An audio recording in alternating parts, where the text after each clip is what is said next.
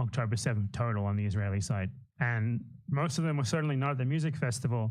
And, you know, there's context in the music festival as well that doesn't make it seem exactly like a festival for peace, like they tried to frame it. She's issued no corrections. All that she's done is she posted a tweet where she called me transphobic for calling her a ContraPoints wannabe and then deleted it. I don't have a screenshot of the tweet, but she basically said that it's transphobic to compare her to ContraPoints just because she's trans, as if she didn't get the point of that comparison, which I also compared like a bunch of the other creators who she hilariously cited in her video with ContraPoints as well. I said they are all ContraPoints wannabes. And I mean, that's not entirely accurate. At least one or two of them probably aren't. But I mean, I don't care enough about these people to like treat them as individuals because they really aren't. By ContraPoints wannabes, what I mean is they sort of copy her style with the lighting, the costumes and stuff like that. They're like overly like verbose and wanky video essays about largely inconsequential topics like popular media. And when they do occasionally talk about something serious that is not specifically aligned with their own personal interests or those of their friends, they always end up trying to do centrism on it. Or if not centrism, they always end up trying to like cater to the people in their audience who might consider what they're saying a bit like hurty-feelingy, regardless of how clearly black and white the issue is, like the genocide of the Palestinian people by Israelis, by Zionists. Like, her fans were more offended by one little minor thing I said at the end of the video, which was that it seemed like she deleted her video, which apparently wasn't true, by the way. So I'm issuing a correction. The thing is, I did not believe that a video, like the only video that she's made about the genocide in Palestine, was about other YouTube creators. Like, she tried to sort of go viral over it by making it about other popular YouTubers. She couldn't just talk about the genocide on its own. She had to like make it a YouTuber denouncement video. And when I saw that, I was like, there's no way that's the video she's talking about, right? I'm assuming that she actually made a real video that gives the genocide the respect and the seriousness that it deserves, that stood up on its own. So I suspected that, and I suspected that she had deleted that video while leaving this one up. But no, this was actually the only video that she made on the topic. But her fans showed up in my video comments to complain that like 25 or 20 minutes into my video, I made an inconsequential comment that I thought that she had deleted the video, the original Palestine video, but they were not angry at her for claiming blood libel against Palestinians, and they were not angry at her for demanding that people befriend Israeli IDF genociders who choose to join the military and kill babies rather than just not kill babies and spend a little bit of time in jail, which is such an easy choice for anyone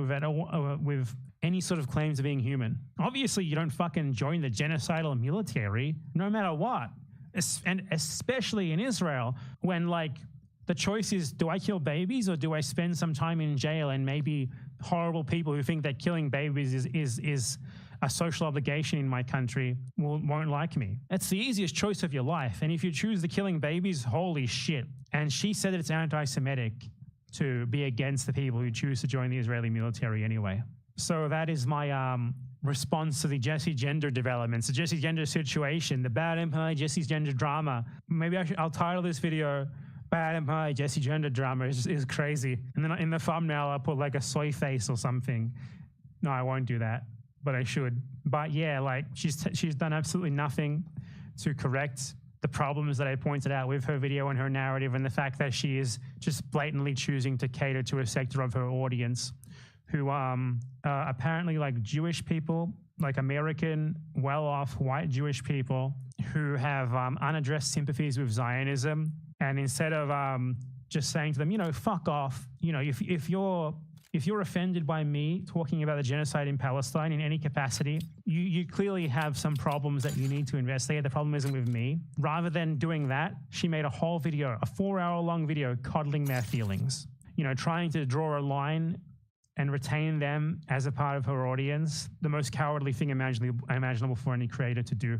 Palestinians get a video about how, a 22-minute long video about how, doesn't it suck that some YouTubers are pro-Israel? Zionist complainers get a 4-hour-long video about how valid their feelings are. Insane, absolutely insane, crazy. You know, what else is there to say about that? But yeah, just another creator who chooses her own bottom line, her own, you know, having like a couple hundred extra viewers than she would otherwise, over taking a principled stand and drawing a real line in the sand. There's a certain point where you have to sit down and think about what you're doing when your desire to maintain your audience is so, maintain all of your audience, keep them all happy, is so strong that you can't just say no, fuck off to them when there's clearly no nuance in the situation in question and they're clearly in the wrong. Stop being cowards, please. The only way to fight this Zionist harassment, this bullshit validization of Zionist feelings, is to just say no to them. And the more of us who do it, the easier it's going to be to do it. There will be a time in the future where Jessie Gender, I guarantee you, will draw a line in the sand against these people, maybe years in the future, maybe decades. And she'll only be doing it once it's safe to do so, and she'll be doing it because people like me and many others who have faced much worse than I have as a result of doing so have done the work by speaking up way earlier than she did to make it more tenable for her to do so. And that is what cowards of a platform tend to do. They wait until it's 100% safe. Honestly, it's like to receive a comment from someone who is more concerned about Jessie Gender being compared to ContraPoints or being called a ContraPoints wannabe, and like an offhanded, inconsequential comment to the actual content of my video where I erroneously said she deleted her original video. They are angrier about that than they are about Jessie Gender saying that you need to respect IDF veterans and that Palestinians murdered 3,000 Jewish people for their Jewish identity at a music festival. Actual genocide propaganda blood libel versus a minor error and another thing which is just them inventing transphobia where it's obviously not there so they can fall back on their identity and avoid actually dealing with any of the things that I brought up in the video. White liberals do this all the fucking time. It's who they are. They just, I mean, not just white liberals, first worlders in general, fall back on identity. Gethel's the champion of this, the victim complex. They do something bad and wrong, and rather than admitting it or correcting the wrong things that they said, it's but my marginalized identity. They don't know anything else. And honestly, I feel sad for them.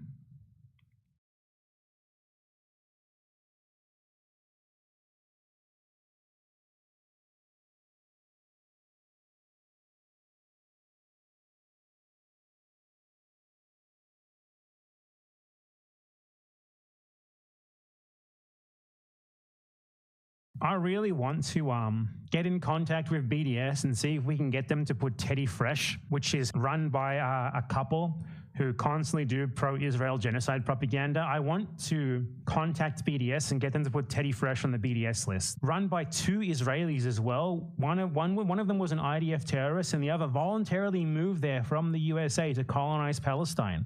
That's unacceptable if you ask me. I'd like to show you guys a nice compilation of designs that were stolen outright or plagiarized by the Zionist Teddy Fresh company that should be BDS'd. This one, obviously, this is just a straight up ripoff of the bear from this fucking like obscure PlayStation free video game cover. I bet they thought no one would ever find that one. This is just a straight up rip, like literally it's the exact same image. Again, just a stolen image traced over with like new designs, but it's pretty much the exact same. This one is Prada.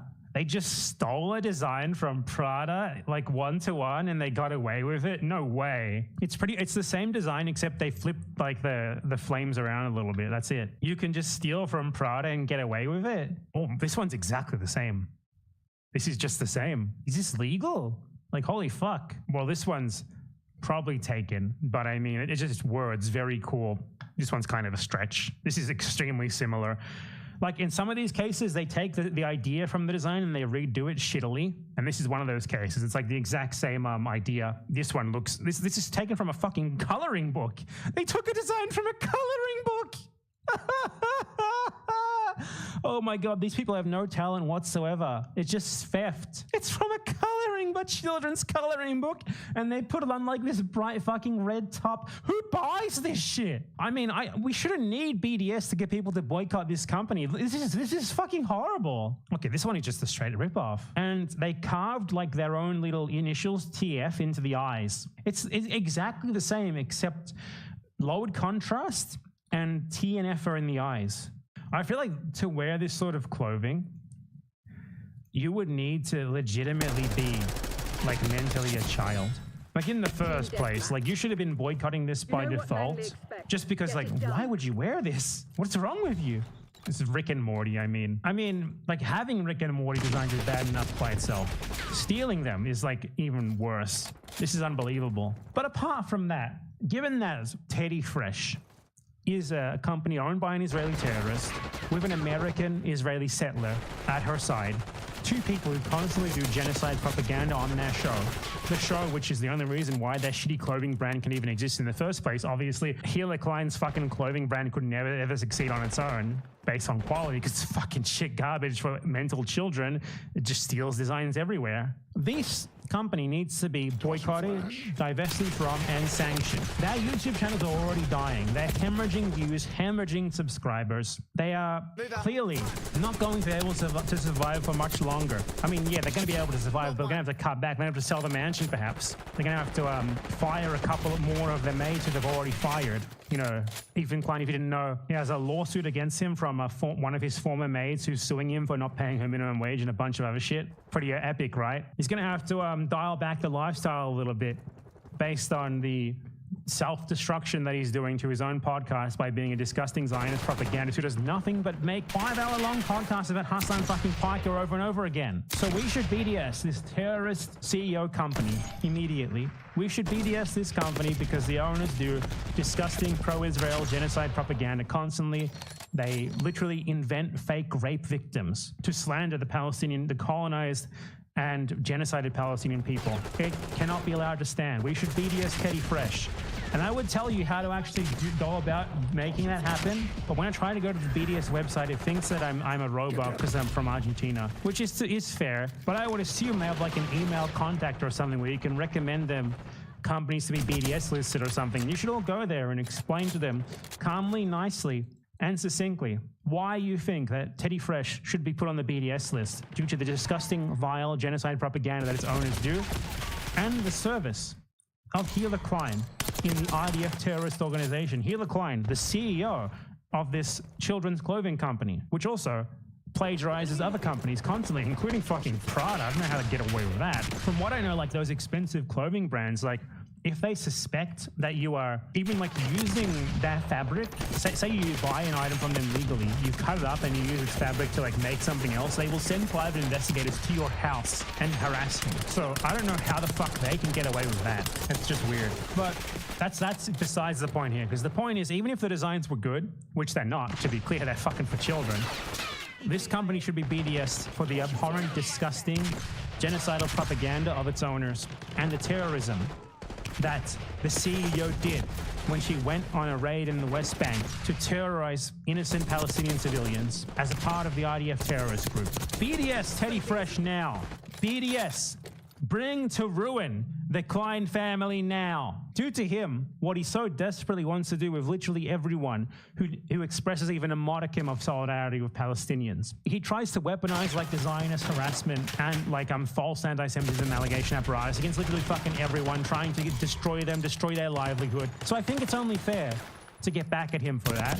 Not that this is just to get back at him, because obviously there's more than enough merit to this to get him boycotted, sanctioned, and divested from, given the disgusting Zionist genocide propaganda. BDS, the Teddy Fresh company now, until, at the very least, its terrorist CEO submits herself to the Hague to be tried for her crimes. Until that point, we will boycott the Teddy Fresh Children's Clothing Company. And make sure to contact the BDS organization and explain to them with examples how Hila and Ethan Klein are disgusting, vile, pro-Israel propagandists who should be boycotted, sanctioned, and divested from.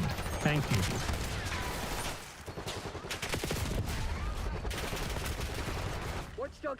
Ethan Klein drops an impromptu freestyle rap to diss Hassan. No way. Excuse me, no way. There's no way.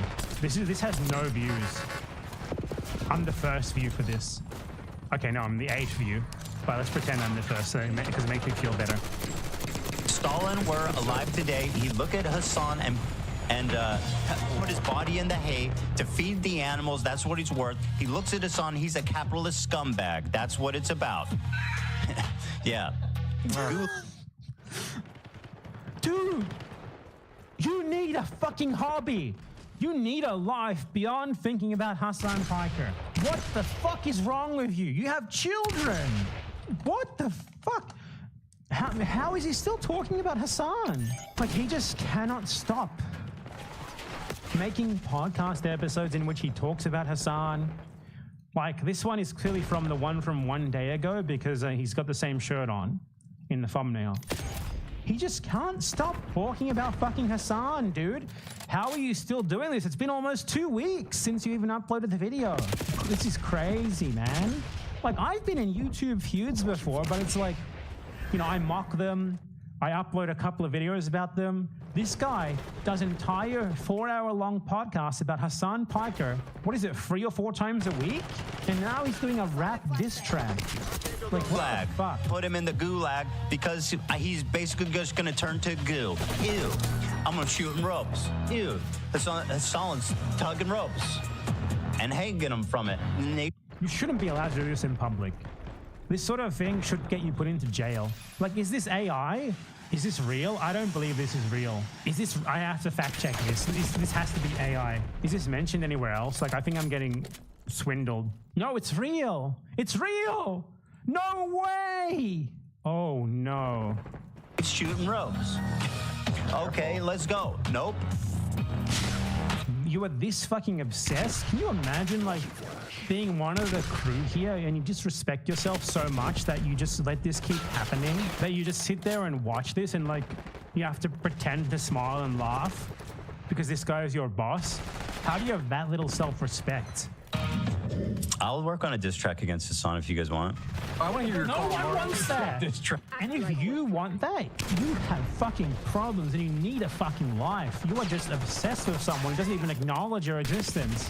Like, and not just like, you know, it would be one thing if he actually just refuted his arguments, but he doesn't. Like, this is on a personal level for him.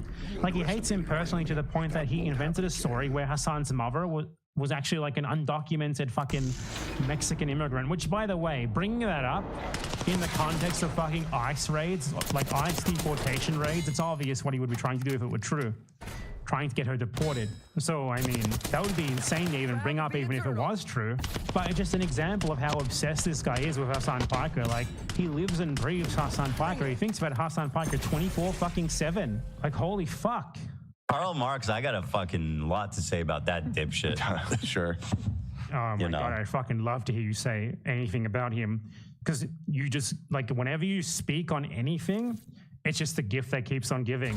Like, holy shit, you are like a dumbass content machine. I've never seen a better dumb guy to just react to in my life. This guy has made me rich.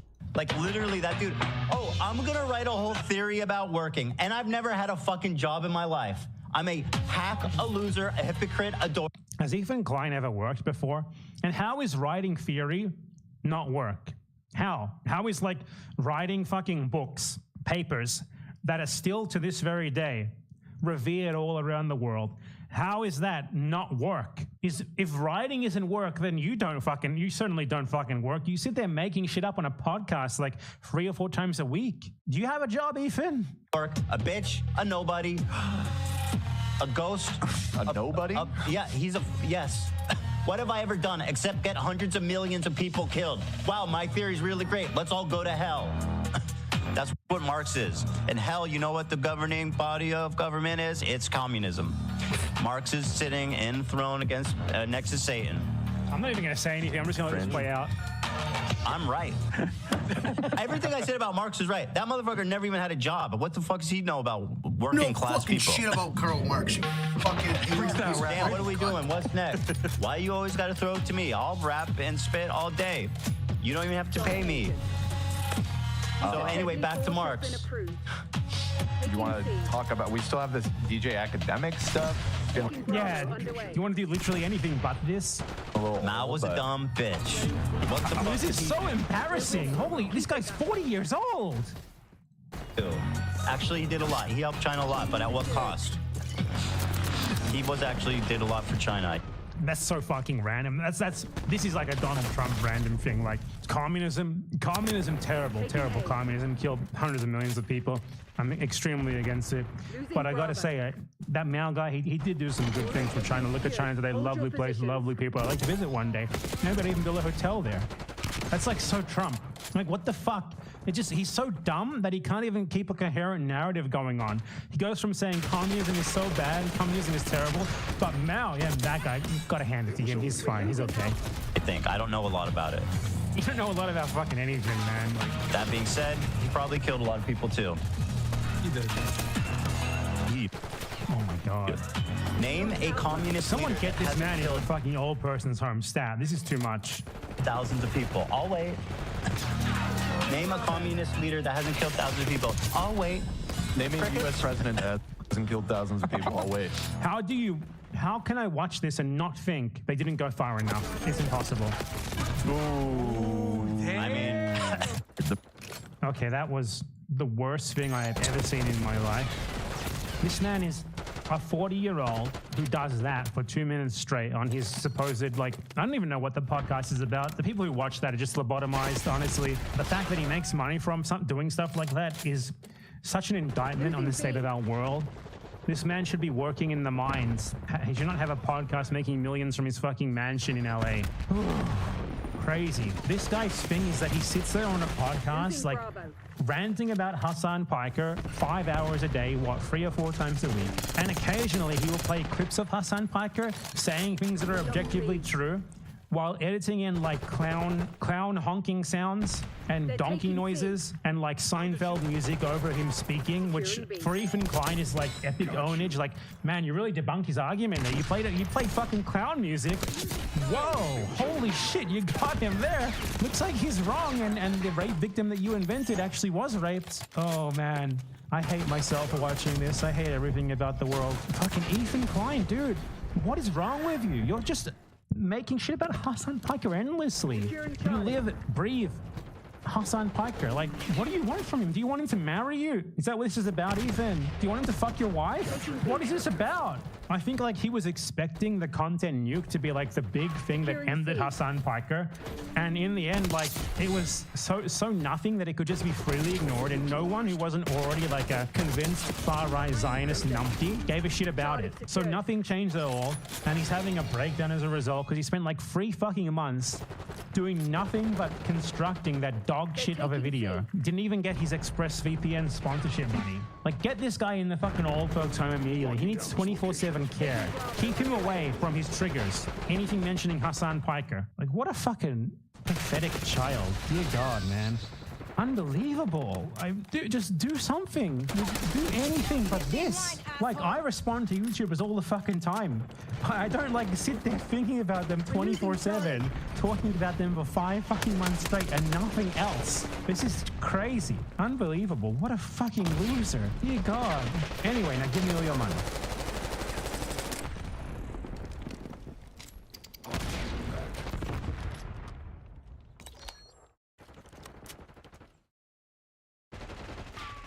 Influencers who's they're taking C. Ethan Klein drops an a lot of times. I don't wish to bring anybody any more harassment than they've already received, but you have to understand that at this point, I'm kind of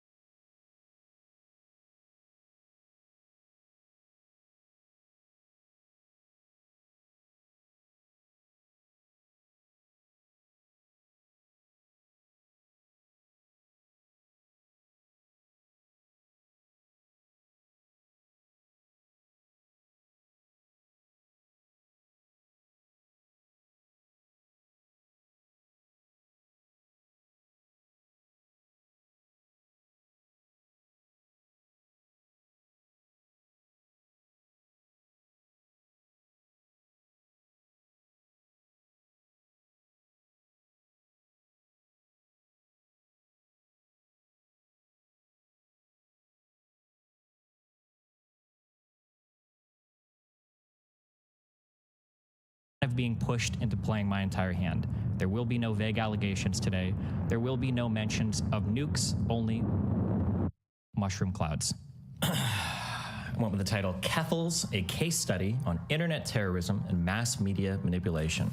This is going to be a cataloging of the past year, demonstration of what happens when communities fail to hold their own members responsible, and what comes of the belief that there are no bad tactics, only bad targets. This is going to be a careful documentation of lies. I'm not running around screen sharing people's nudes. I'm not having secret recording to be in my apartment. Bro, I'll talk about anything all the time ever. Are we serious? So then the question stands, did you Lauren Southern? Scams. Every single person on the internet that is pushing NFTs is just trying to find a bigger sucker. You can basically buy and sell, or you can buy and sell like Twitch clips, and you get an NFT that you can get autographed by the streamer. And you know what? If you buy it, I can go right up here and click autograph, and I can sign whatever NFT you want me to sign, okay? Threats, bullying, doxing. I literally just doxed that girl, the one that tried to throw egg on me like a week or two ago. Like, I don't give a fuck about like doxing, and an utter lack of accountability. Molina recently confirmed that the sex tapes leaked by Destiny's former Jesus Christ girl were shared by Destiny without nice, consent. good one, nice. If she has no legal recourse. I've got a whole bunch of super chats for you. Wick, ready? Okay. Over the years, I've worried about the types of tactics endorsed by progressive communities. The uncomfortable distorting of narratives. Honestly, I'm pro-genocide. It sounds really shitty, but like I think that Israel should just drop its borders about where it is now, and basically Palestinians can go live in another place. That's really shitty, but like that's about right. The grotesque shape-shifting of facts. Let's say there's a person that's like 30 years old and tries to like randomly sext like 14-year-olds and 15-year-olds. That wouldn't be, I don't think that would be considered grooming. The general inability to hold themselves to a decent standard of behavioral conduct. The rioting needs to stop. And if that means like white redneck militia dudes out there mowing down dipshit protesters that think that they can torch buildings at 10 p.m., then at this point they have my blessing, because holy shit. It was the tale of an internet bully given far too much power. Do you guys know that if a bitch breaks up with you and you send her nudes to everybody, even that's wrong, guys? On a mission to seek fame and fortune. So what's that look like revenue-wise? I think last time you said it was like 50K a month. It's probably a little bit higher than that now. Yeah. By building a career through vicious conflict. Actually kill yourself. Yes, kill yourself. We've allowed ourselves to gaze into the abyss for far too long. Destiny is the result.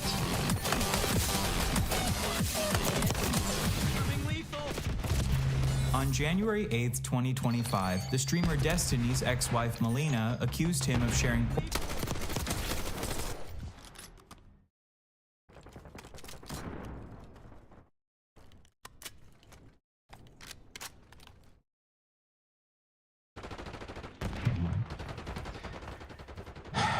Saudi government's...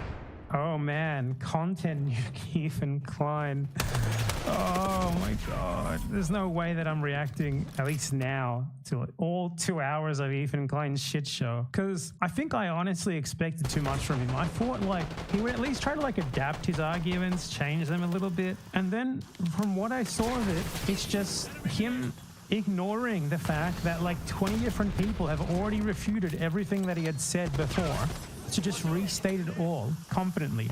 Like Ethan settled on his arguments, and he doesn't care that they have been thoroughly refuted, fact-checked, and debunked by me and other people. He's got them, he's just gonna repeat them, and he can do so knowing that, you know, the new far-right audience that he's cultivating isn't going to give a shit that they're factually incorrect. Because all they care about is that he's owning Hassan Pecker or whatever. It's honestly surprising that Ethan Klein, being a Zionist, would release a content nuke against an adult rather than a baby. If I manage to find a day in the next week or two where I have 5 to 6 hours to sit down and just go over this shit, I'll just like react to it and refute every single thing that he says, aside from the stuff that I don't care about, like his interpersonal drama with Hassan. Like every single second of it, so that they can't say, oh, you skipped over this part or whatever, because there's so much of it that is just plain wrong. It's just incorrect.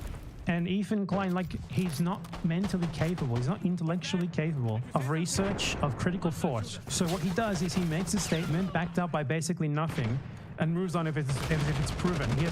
He doesn't understand critical analysis. He doesn't even try to prove his claims. When he does try, it's not very impressive, let me tell you. So here I'm going to go over a couple of like really egregious things that I saw regarding just a very limited section of this video, just very, very quickly to give you an idea of what the destruction of him is going to be like. In the first 5 minutes or so of the video, Ethan Klein implies that like he was duped by Hassan Piker into making a podcast with him. He thought that Hassan Piker was not an evil radical, and his evidence of him being an evil radical is that he hates liberals and like Hassan, like you didn't know what Hassan Piker believed. Someone who streams like 70% of his life apart from sleeping is live streamed. There wasn't adequate information out there for you to know his beliefs.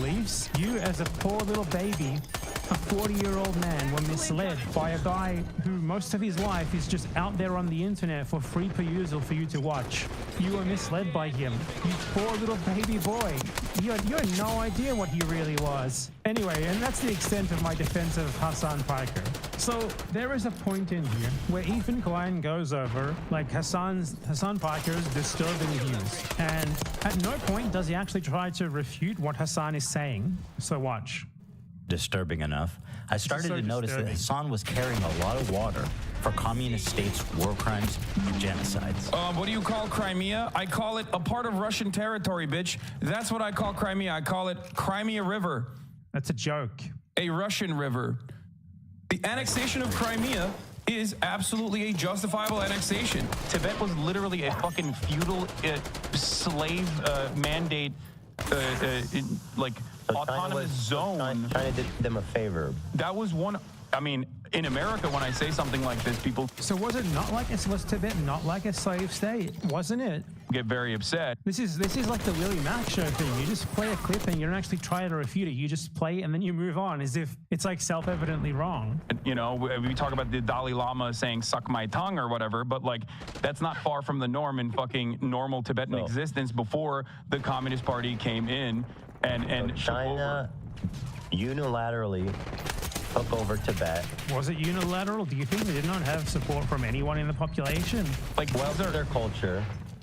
They basically are trying to, homogenize the culture. If your culture... They're trying to spoil the religion. So for Ethan Klein, like it's genocide to abolish slavery because apparently it's like a part of their culture. He's just going to present him saying this with no clarification. Identity. The part of feudal warlords and slavery, abolishing that, yes, I do think that is good. No, China did them a favor. This is a good way to... Like he's just a child throwing a tantrum here. He's also trying to do them a favor. So you said that slavery is bad. So China did them a favor. Is that what you're saying? That's what you're saying. To describe Taiwan as well, the American federal government going into the fucking South and killing, unfortunately not all of them, but a decent amount of slavers and defenders of slavery. This is violent retribution from a powerful federal government that's squashed, okay? Tibet is the South in the Civil War? Yes. And most disturbingly, a complete whitewashing of the Chinese genocide. So he didn't actually refute what was being said there. Does he genuinely believe that his like childish responses here were sufficient on their own? Against their Muslim. So now he's on to the Chinese genocide. Minority group, the Uyghurs. Against their Muslim minority group, the Uyghurs. I can't wait to see it's just... Don't they have Uyghur death camps? Is that... Uyghur death camps! Oh... He just says there's Uyghur death camps. Like, that's insane. That's insane. No one thinks that. But Ethan Klein thinks it, and he seems to think this is such a fantastic talking point that, like, I guess Hassan saying there's no Uyghur death camps is like supposed to be damning. It's not a death camp.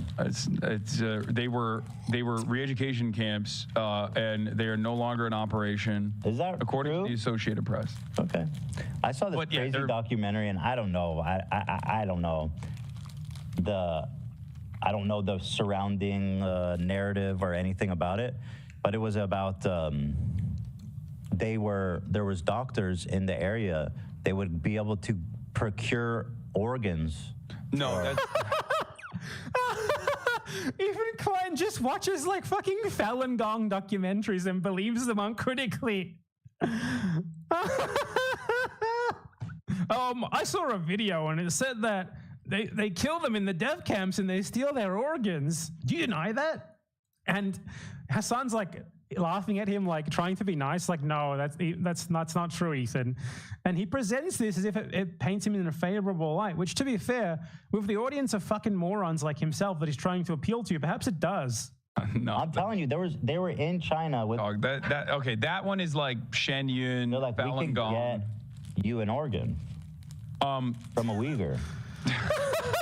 But why is that?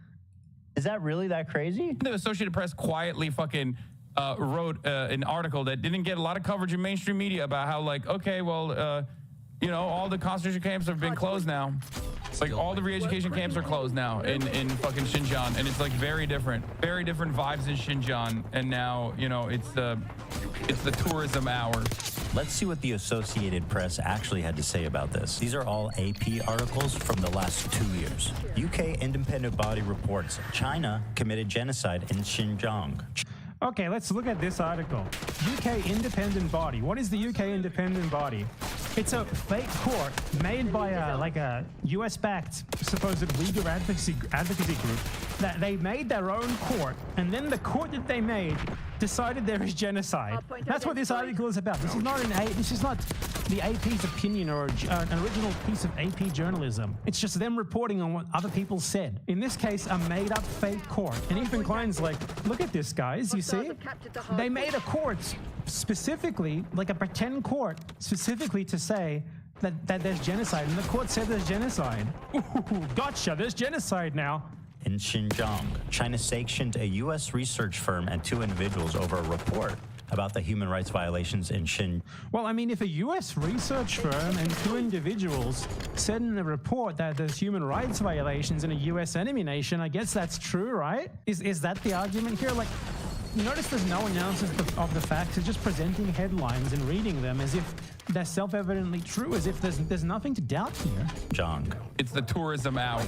Ethan Klein's research, like level of researchability, is to Google thing I already believe and click on the first link and then present that to you as if it's like epic ownage.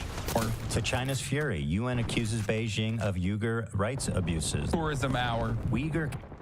The UN report was the only one of these things that is actually presenting here that it was actually at least somewhat grounded in truth. And the UN report did not accuse them of genocide, nothing close. It accused them of human rights violations in terms of limited amounts of arbitrary imprisonments and stuff like that. But he doesn't actually show the report, he just shows the headline. Like, human rights abuse can be a lot of things. Human rights abuse can be like one prisoner being kept in solitary for too long, all the way up to like genociding 5 million people, okay? That's a huge spectrum. Okay. UN report that there are human rights violations in China. The UN also reports that there's human rights violations in like most countries in the world. So that alone means very little. You need to analyze what they're actually saying. He doesn't do that, he just presents a headline. Uyghur County in China has highest prison rate in the world. So one single Uyghur county. I mean, okay. Does that prove genocide? That one single county in Xinjiang has the highest incarceration rate in the world, according to the AP. I'm willing to take that at face value. What does that prove the genocide? How exactly? For all we know, maybe there's like 1,000 people there. Not exactly broad indicative of genocide, of there being death camps and organ harvesting. The goalposts have shifted here from Ethan Klein stating there are death camps and you can go to China and buy a Uyghur, like specifically a Uyghur spleen or something if you want one. We've shifted from that into like, this one specific Uyghur county has high incarceration rates. We're not even on the same planet anymore from the original claim.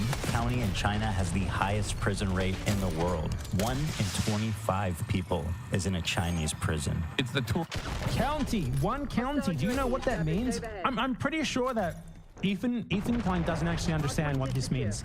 I think that he read Uyghur County and he thinks that it's about all of Xinjiang when it's about a specific county in Xinjiang. As you can see in the text down here, it might be too small, so I'll read it.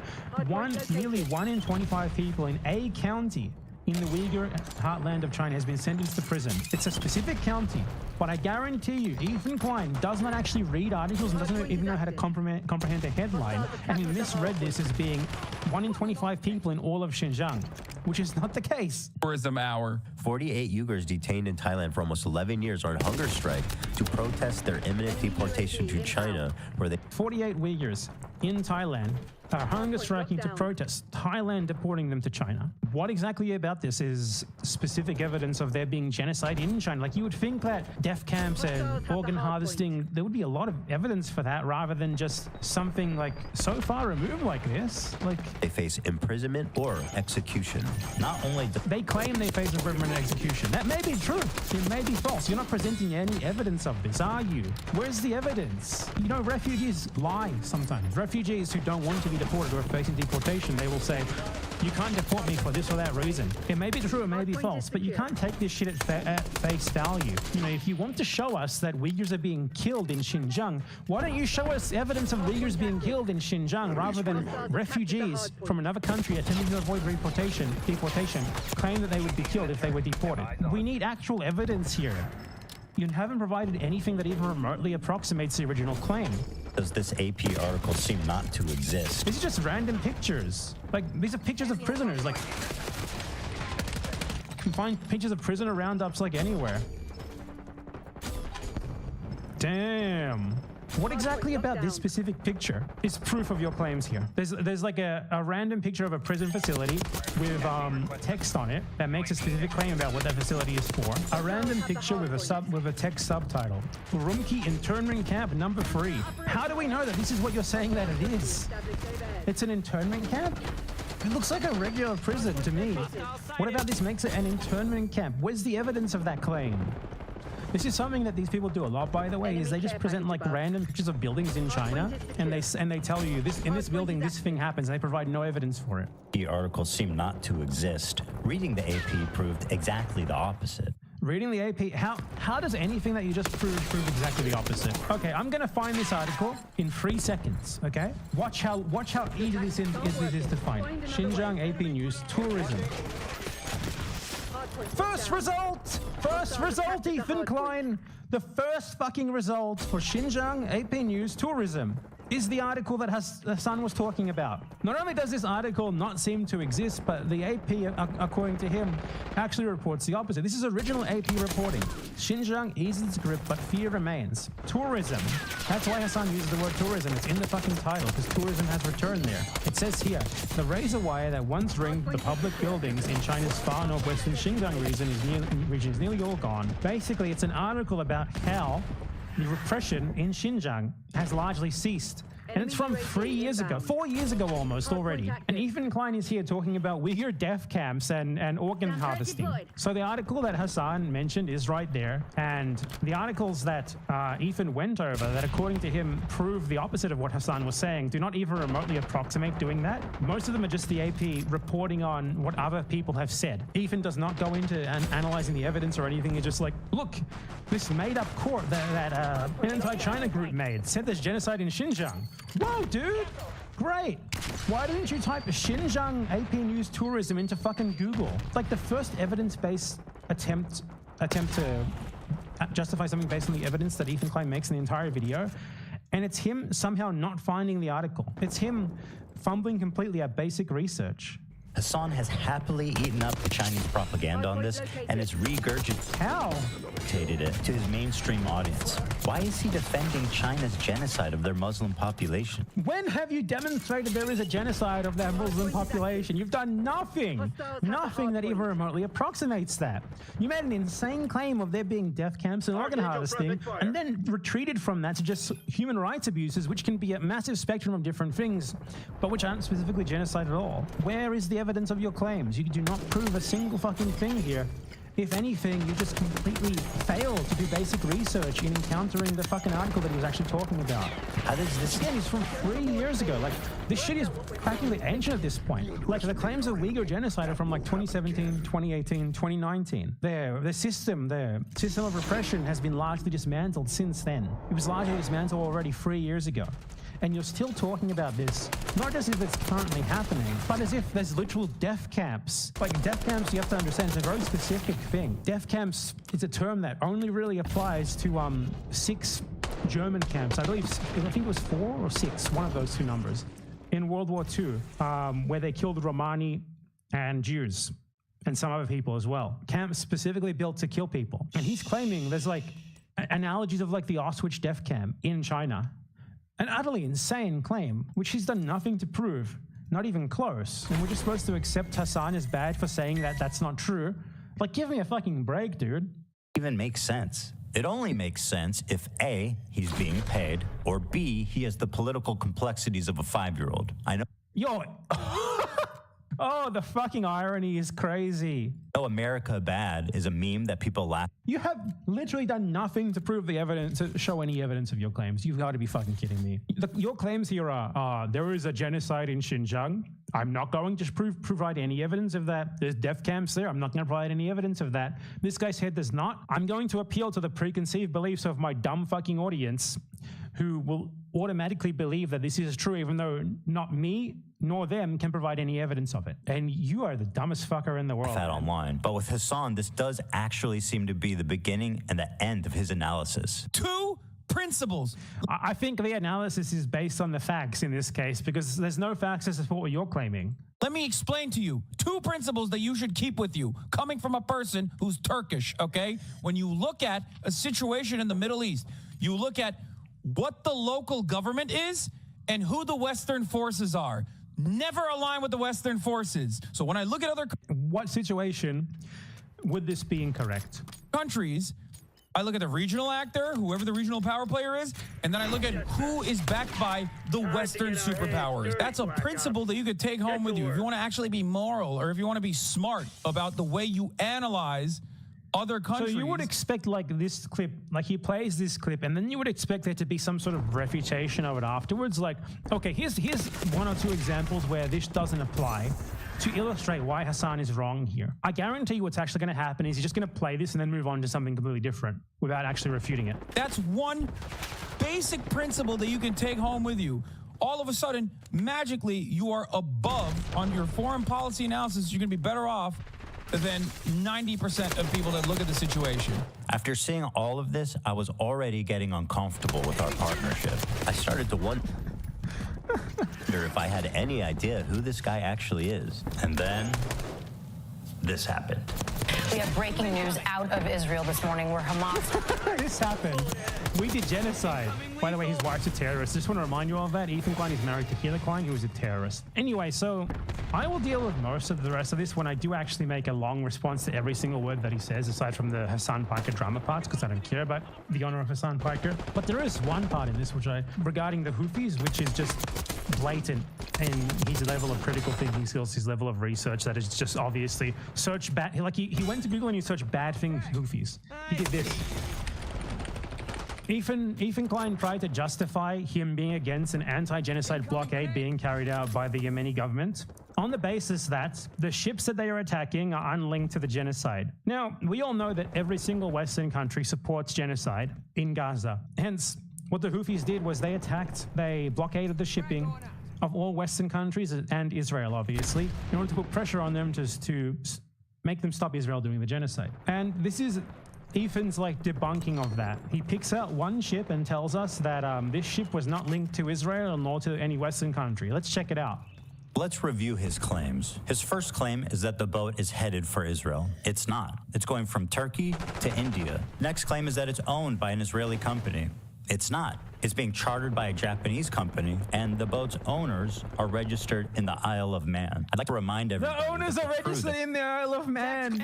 The owners, like the ship. Oh my God, he's one of those guys who thinks that like a ship's flag is indicative of where it's from, rather than like for taxation purposes and shit like that. So let's go back over what he just said. Let's look at the Wikipedia. Genocide in Gaza. So let's review his claims. His first claim is that the boat is headed for Israel. It's not. It's going from Turkey to India. Next claim is that it's... So the ship is owned by Galaxy Maritime Limited. The owners are Abraham Ungar and Yael Ungar. Who is Abraham Ungar? Abraham Ungar is an Israeli businessman. Who is Yael Ungar? Yael Ungar is the wife of Abraham Ungar, okay? They're both Israeli. So, like, he genuinely shows something on the screen that debunks his own claim. This ship is owned by Israelis. Like, do you think the Houthis don't know this stuff? They are looking this shit up as they go. They know precisely who owns these ships. They know precisely where they're going, everything. Obviously, they knew this ship was owned by an Israeli. if it was legitimately a Japanese flagged and owned ship, they very likely would not have stopped it. But they knew that it was owned by Israelis and thus they stopped it. Very simple. It's owned by a company that is registered for tax purposes in the Isle of Man. Like, do you really believe that these people are from the Isle of Man, Ethan? Are you that fucking dumb? Like, do you think the Bahamas is actually the real headquarters of like multiple billion-dollar companies? It has a population of like, what, 500,000? Something like that? Ethan Klein, are you okay? You need some basic logic lessons here. So yeah, obviously this is an Israeli-owned ship. And this is just demonstrative of Ethan Klein's brain power, that he shows you something on the screen that debunks him. Right there. It's owned by Israelis. It's an Israeli company that is headquartered in the Isle of Man for tax purposes.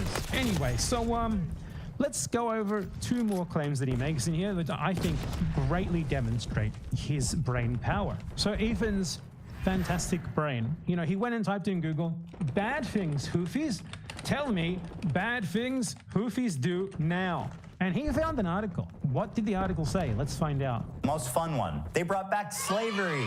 Do you think the Houthis, Ansar Allah, is doing what... Okay, so the Houthis brought back slavery. Source, a headline, and another headline. Let's check this out. Exclusive.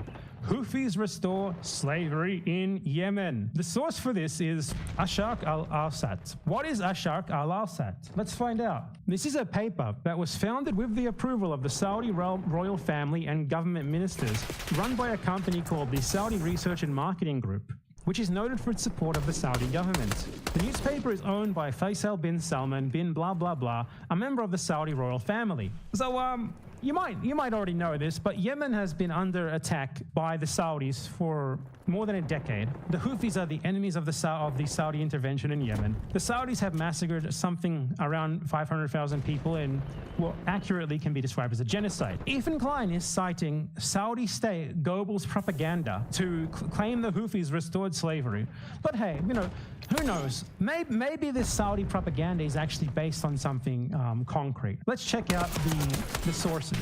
Sources close to the group told us. Sources close to the group told us.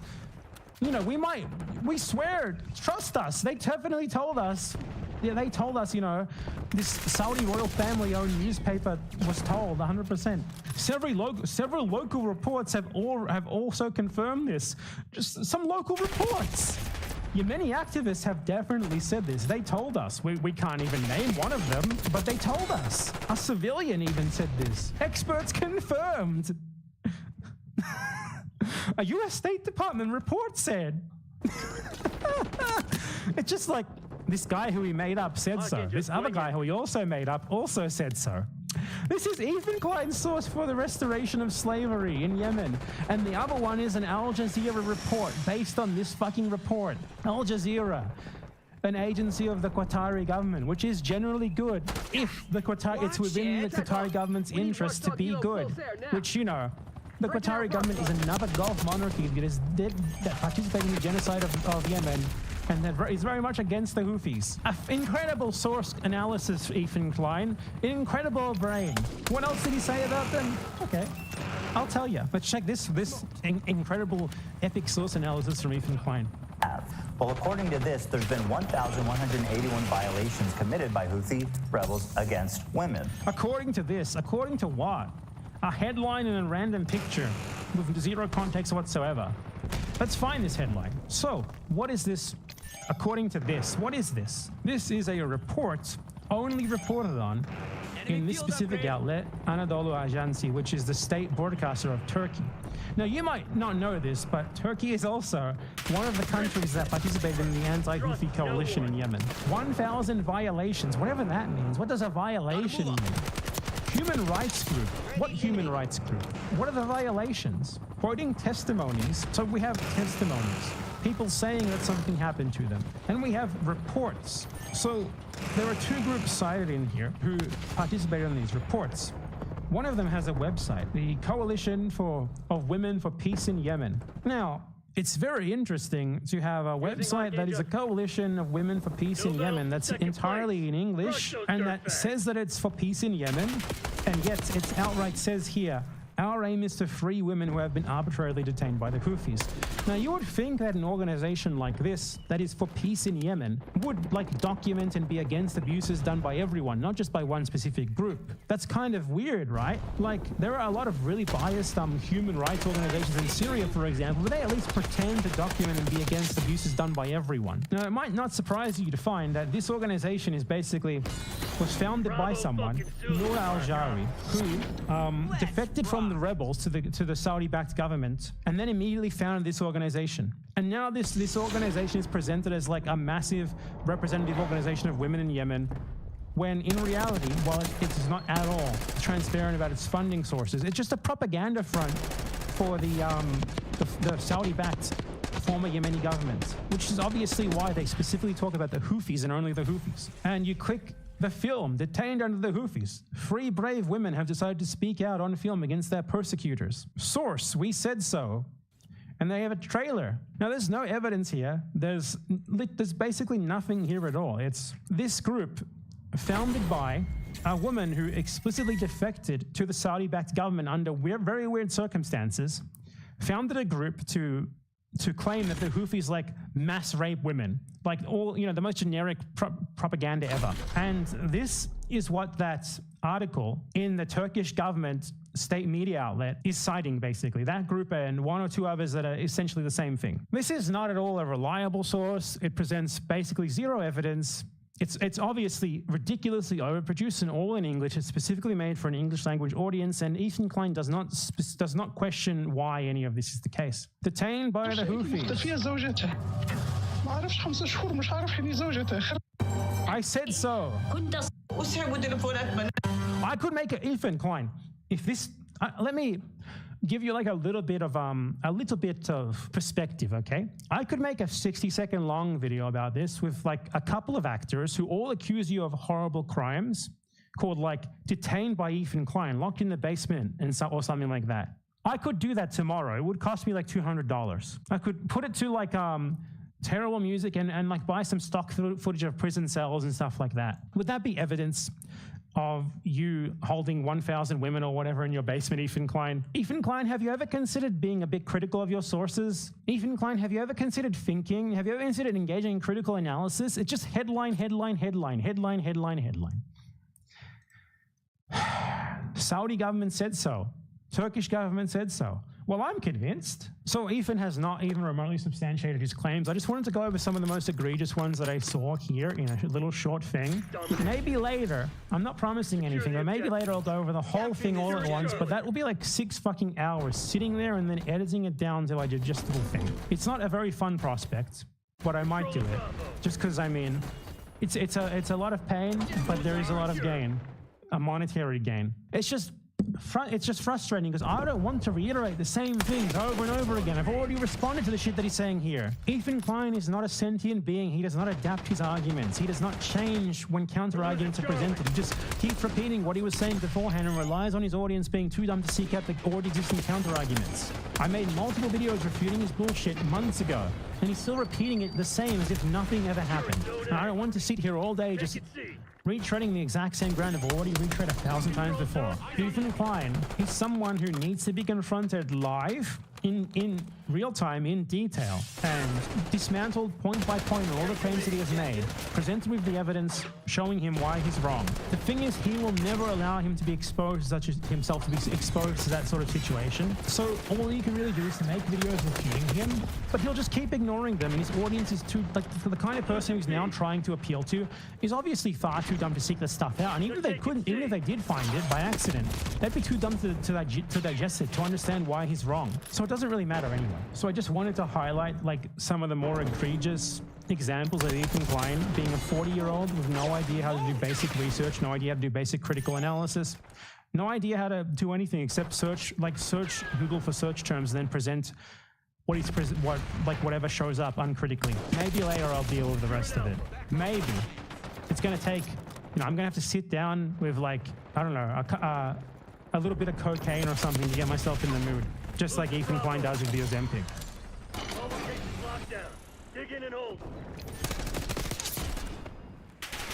a blockade against shipping owned by Israel, going to Israel, or related to an Israel supporting state like its many Western allies. He would be 100% for that. He would be 100% for real action taken against the genocide. Not just for that. You know, he would be for like fucking military intervention against Israel to stop a genocide, stuff like that. You think that, right? Like, this is relatively mild compared to what is warranted against Israel for its many crimes, particularly the recent genocide. This is relatively nothing. This is equivalent to like blockading Nazi shipping in World War II, or, you know, ships that refuse to identify themselves when trying to pass through a blockade, or ships that were suspected of being linked to the Nazis or their allies or whatever. That was carried out in World War II by the British, by the Americans, by everyone basically. That's what this is. It's a blockade against shipping related to an ongoing genocide in some way. And let's see if he's for this, because you would expect someone who is pro-Palestine to be absolutely for something as basic as this, putting actual real material pressure on a country and its allies to stop doing genocide. That is the most basic pro-Palestinian thing that I could imagine. We're gonna take over your ship. You cannot fucking use this trade route anymore. Guess what, bitch? It's our fucking territorial boundary, and we're gonna enforce this until you stop doing genocide in Gaza. So let's review his claims. His first claim is that the boat is headed for Israel. It's not. It's going from Turkey to India. Next claim is that it's owned by an Israeli company. It's not. It's being chartered by a Japanese company, and the boat's owners are registered in the Isle of Man. Okay, so this is another great example of Ethan's dumbassery. Let's read this. The ship's registered owner is Galaxy Maritime Ltd, a company registered in the Isle of Man. Its flag state is the Bahamas, and at the time of seizure, the ship was chartered by a Japanese company. Galaxy Maritime Ltd is owned by the Isle of Man Shipping Corporation or something. I don't know, it's cut off. He didn't even include the whole thing. But its beneficial owners are Abraham Ungar and Yael Ungar. Abraham Ungar and Yael Ungar are an Israeli billionaire couple. So this is a ship that is owned by an Israeli company that is registered in the Isle of Man for tax purposes. Now, if you don't know, the Isle of Man is like a tiny island near Britain that is most famous for having these motorcycle races where like 5 people die per year because they just do it on the street and people crash into the wall and get like their brains just blow up. Very funny. But aside from that, do you genuinely believe that this billion-dollar shipping company owned by Israelis is just a normal company from the Isle of Man, Ethan Klein? It's an Israeli fucking company registered in the Isle of Man. The Houthis know this. This is public information. Everyone knows this. That's why they stopped this. It's an Israeli company, and good on them for doing so. Thank you. He's trying to frame this as terrorism. It's like he spent the last 10 minutes poisoning the well against the Houthis to make you hate them because they're misogynistic, they do slavery, all of this shit, you know, based on spurious or just outright falsified sourcing. Because he knows that the weakest part of his argument is this part, where he actually has to try to justify him opposing a blockade designed to put pressure on countries that are carrying out or supporting a genocide, which, you know, doesn't really mesh with him being pro-Palestinian. So he needs to try to find a way around this. And the way that he's trying to do that is by claiming that the Houthis are just attacking random ships with nothing to do with Israel. And the first ship that he cites as evidence of this is one that's fucking Israeli, just straight up owned by Israelis. You fucking moron. I'd like to remind everybody that the crew that's kidnapped in this video has been missing for over a year now with 0 updates on their health, This is completely incorrect. Galaxy Leader crew was released about 2 weeks before he uploaded this video. On the 22nd of January, the crew were released, and the crew were visited by the International Red Cross twice, and it was verified that they were in good health by them. They were released completely unharmed. You are just spreading pure misinformation there. Or anything. That lines up with leftist values. Also, it is completely and utterly ridiculous, by the way, to frame it being the fault of the Houthis. That this blockade, which was announced beforehand, also obviously is going to involve the crew of the ships. So whose fault is it when you try to run a blockade being carried out against genocide and the crew inevitably gets caught up in that? Is it the fault of the shipping companies for running the blockade, or is it the fault of the Houthis for doing what is ultimately obviously a good thing? It's the fault of the shipping companies, obviously, and it's fucking ludicrous that you are so opposed to any action for Palestine, any real action for Palestine, that you're against even this. Like, it's desperate grasping for straws. It's desperately grasping for something to point to delegitimize absolutely anything. He's against literally everyone who fights for Palestine. Every single resistance group, every country, every government, he opposes them. He doesn't even like say, okay, I support this action that they do, but I'm against the government in general. I'm against this group in general, but I'm for this thing that they did. No, he's against all of it. He's against every single one. This is someone who claims to be pro-Palestine. He's against everyone who fights for Palestine. He's against every single action for Palestine. He has not seen an action carried out for the purpose of defending the Palestinian people that he was not against. It's so ludicrous to be like, oh, well, I guess there's crew in the ship, so you should not be allowed to stop the ship from running your blockade being carried out to put pressure on countries doing genocide. It's about on the level of arguing that you shouldn't attack a military base because there's contractors, cleaners there who are civilians. Obviously, any action has the potential for collateral damage, and in this case, the collateral damage was relatively minimal. No one died, no one was hurt. As soon as the ceasefire was announced, the crew was released, the blockade was called off. Very simple. Hassan's third claim is that this attack happened in their territorial waters, which is also a lie. It happened in international waters. Hassan is lying for the... What happened in international waters? Who fucking cares? I don't give a shit if the blockade was in their territorial waters, technically, or in international waters, slightly outside of their territorial waters. Still 100% legitimate. What do you fucking think is permissible action to take to fight a genocide in Gaza? What do you think is permissible? You don't seem to support anything, not even this. He opposes this because he supports what Israel does ultimately and is against whatever is done for Palestinians. So that's why he opposes this. Don't fall for this shit. He has not seen a single action for Palestinians unopposed. So he feels like he's being paid. And honestly, at this point, is he? You are factually being paid to make this video by a billionaire Zionist businessman who donates millions to the IDF. And you have the gall to say that like there's a global Houthi conspiracy to do pro-Houthi propaganda. Yeah. But no, I'm not talking about this. This is like a hostile. They're streaming this? Yeah. Yeah, they're flexing. What? And they're coming in hot with guns. Yeah. Why am I supposed to think that this is bad? Yeah, but you have to understand, this is a deterrent. Israeli society is going to start getting upset. They're going to be like, I can't get my treats. I can't get my Amazon Prime deliveries. What the fuck is going on? I hate this. Israel sucks. I'm leaving Israel. That's the goal. I find it disturbing that Hassan thinks that a slowdown of imports is going to cause Jews to flee Israel. 80% of Israel... Jews to flee Israel? You see what I said about just reframing Israelis as Jews? Like, a blockade against a country carrying out genocide?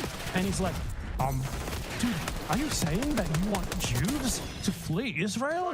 You want to materially impact the lives of the people of a country that's carrying out genocide? But they're Jews! How dare you? They're just Jewish! The poor little Jewish people. Every single one of them is like permanently walking around in like a concentration camp uniform from Schindler's List. Didn't you know that? You guys need to come to terms with something, okay? Israelis are victimizers, they're not victims. Just because they're Jewish doesn't make them innate fucking victims. Israelis live great lives at the cost of Palestinians. An entire people is oppressed so that they can thrive. And Ethan Klein is framing them as little more than poor little Jewish babies. And even when their country is literally carrying out genocide, it's still somehow wrong for you to take any action against it because they're Jewish. Israelis were born there and do not have citizenship anywhere else. So where do you want them to go? What are you talking about? He said that he hopes that Israelis choose to immigrate because ships can't bring them their Amazon Prime deliveries. And Ethan Klein's response to that is, you want them to be in the death camps, don't you? This is insane. This is utterly fucking crazy. This guy's such a fucking spectacular moron. Oh my God. We're losing Alpha. What? You think that Israel should be put under pressure to the point where the Israeli populace turns against the government because they can't get their Amazon Prime deliveries as a result of a blockade? You want Jews to be put into death camps, don't you? What a fucking insane moron. Poland or back to the Arab countries they were forced out of. Israel sucks. I'm leaving Israel. That's the goal. Hey, man. As I went over earlier, Ethan, there was actually an offer given to the Arab Jews who you say were forced out of Arab countries. I went over this in my video response to you, which I know that you've watched. So yeah, they could return there. The thing is obviously though that they don't. You know why they don't? Why would they? They live in a country that is for their ethnicity, by their ethnicity. They live great there. You know, they live on other people's land and other people's houses. Millions of people are oppressed for their benefit. Why would they want to go back to some random other country and like get like their grandpa's house back or something? Not only that, but the Israeli government has prevented them from doing this. The Israeli government has always been against people doing that because it would legitimize the Palestinian claims to their sovereign land in Israel. So as I said, they have been offered this return. The only big country that hasn't offered the return was Algeria. You know why? Forgot to mention this earlier when he brought up Algeria. You notice how he doesn't do any sort of analysis of what actually happened in each country? There's a reason for that. He's too fucking dumb for one, and because it would ruin his argument. What happened there is the Jews were not expelled. They were actually French citizens. And when the French were forced out of Algeria by the Algerian Revolution, the Jews there were told if they wanted to stay, they had to renounce their French citizenship. Almost all of them did not want to do that. and they went to France. And Ethan Klein frames that as expulsion, like a population who were collaborators with the colonial power, who were given privileges by the colonial power to collaborate, and upon being asked after the colonial power was kicked out, you know, you can stay, but you need to be Algerian, you can't be French. Most of them left, not to Israel, to France. And Ethan Klein framed that as like Jewish expulsion. It's fucking ridiculous, man. Anyway, so yeah, let's continue. How does he go from like Hassan saying there should like, you know, a blockade against a genocide in Gaza so that Israelis like cause a ruckus against their government into what? You support death camps? By telling the Jews of Israel to go back where they came from, Hassan attempts Jews of Israel to go back where they came from. He didn't even say that. To deny Jewish heritage in the Middle East. He didn't even say that. He didn't say anything like that. It characterizes them not as indigenous, but as white colonizers. They aren't indigenous to Palestine. Is despite the fact that 60% of Jews in Israel are actually native to the Middle East. What a ridiculous talking point. Okay, Ethan, here's a simple question for you that I'd like to ask you. Is Palestine Yemen? Is Palestine Syria? Is Palestine Algeria? Is Palestine Morocco? Is Palestine Iraq? Or are these different countries? You're claiming that these people are indigenous to Palestine, specifically to Palestine, and that he's denying that they are native. You tack onto the Middle East, but you seem to think that if you're from the Middle East, you should be allowed to live anywhere in the Middle East, and like apparently this legitimizes you carrying out settler colonialism. Dude, what the fuck are you talking about? Like, you seem to think every single Middle Eastern country is the same. I like to test this. I like to test your theory, okay? Do you support anyone from any Middle Eastern country being allowed to move to Israel? Do you support that? After all, they're indigenous, they're natives, according to you at least. I mean, I don't think that being from Iraq means that you have like a God-given right to move to Palestine and displace a family there. You apparently seem to think that. It's just a ludicrous talking point, and it shows what I mean, everyone I think already realizes Ethan Klein thinks, which is that all Arabs are the same, all of the Middle East is the same. That's basically it. This is wild. So these guys did all of this, right? They did all of this. Is that their helicopter? Yeah. That looks like a legit helicopter. It is a legit helicopter. This is wild. So they take it over, and they tell the people in the ship, it's usually like mostly Filipino people, Filipino crews, and they're like, all right, you know, we got no problems with you, you know, but you're coming with us, we're taking over the ship. What an incredible way to characterize having a gun in your face. Hassan is asking But dude, your wife went on a terrorist raid. Guns were shoved into the faces of civilians in occupied territory. Like, it's just insane how he is so desperate to find something wrong with clearly justified actions. Like, for these people, there is never anything that can be done for Palestine that is not unjustified. They will look for any small little detail. Like, the US government constantly seizes, for example, Iranian oil tankers unilaterally on the basis that apparently that's bad. Apparently Iran shouldn't be allowed to export oil anywhere. And the USA can just say they shouldn't be allowed to do that. So they seize Iranian oil ships, they seize their cargo, they take the crew. Is that terrorism? Or is it only when it's done to fight genocide? Us not to believe our own eyes as we watch terrorists hostilely kidnap the crew. We got no problems with you, you know, but you're coming with us, we're taking over the ship. And once again, the crew is still MIA. Remember when Ethan Klein's wife went on a terrorist raid in Ramallah in the West Bank to kidnap people from the occupied city of Ramallah? They shoved guns in their faces and kidnapped them. Yet here he is telling us that you should not be allowed to carry out a blockade against Israeli and allied shipping to put pressure on them to stop doing genocide because the crew will be caught up in it. And it's your fault for doing that. It's unbelievable.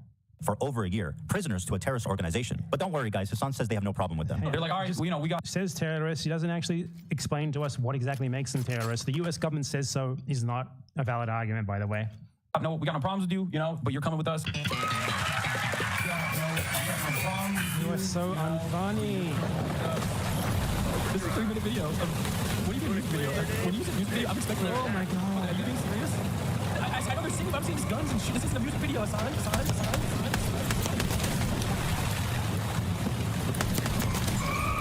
spent 2 months on this? I bet Hassan's friend really appreciated being fed terrorist propaganda on camera. Let's see what he had to say. Hell, even a couple days ago, I was hanging out with my buddy Hassan, and this guy unironically put a terrorist propaganda music video on and then left. Terrorist propaganda. I guess if this guy says that terrorist, that yeah. And I was just like, and the thing is, like, in hindsight, it's hilarious, you know. But at the same time, I'm like, what is going on here? This is wild to me. Yeah. But like, I just like, he was like, yo. I'd like to show you, Ethan Klein, actual terrorist propaganda. You have no leg to stand on if you think that if you're going to claim that the Houthis are terrorists for doing that. But you don't think that this is also terrorism. This is also terrorist propaganda. That article was from an op-ed in the 1938 edition of Be the Oppressed. The Green Beret will be where the nation requires they be. This is terrorist propaganda. This is also terrorist propaganda. When each soldier drafts, they receive the spirit of the IDF. Ethan Klein, is this terrorist propaganda? I want to see some standards here.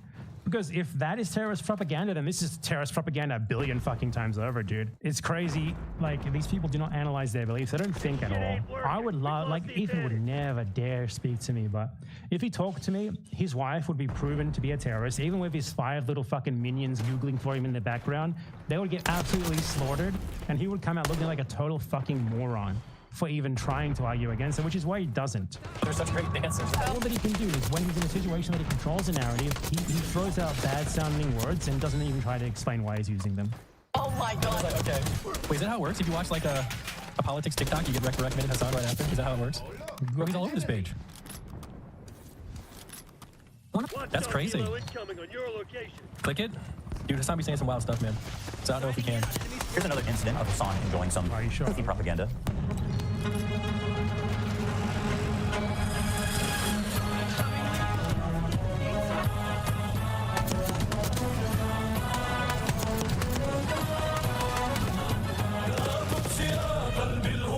How is this any different to the military propaganda of any other government? It's fucking insane how we're supposed to just take this as anything but that. How can they not agree with the Houthis when this is the kind of music video that they're coming out with? They got a beautiful voice too. Yeah, Israel been real quiet since this dropped, dude. The fucking mixtape. Oh, Hassan, my sweet, naive friend. You say that Jews don't sing and dance like that? Then what the fuck do you call this?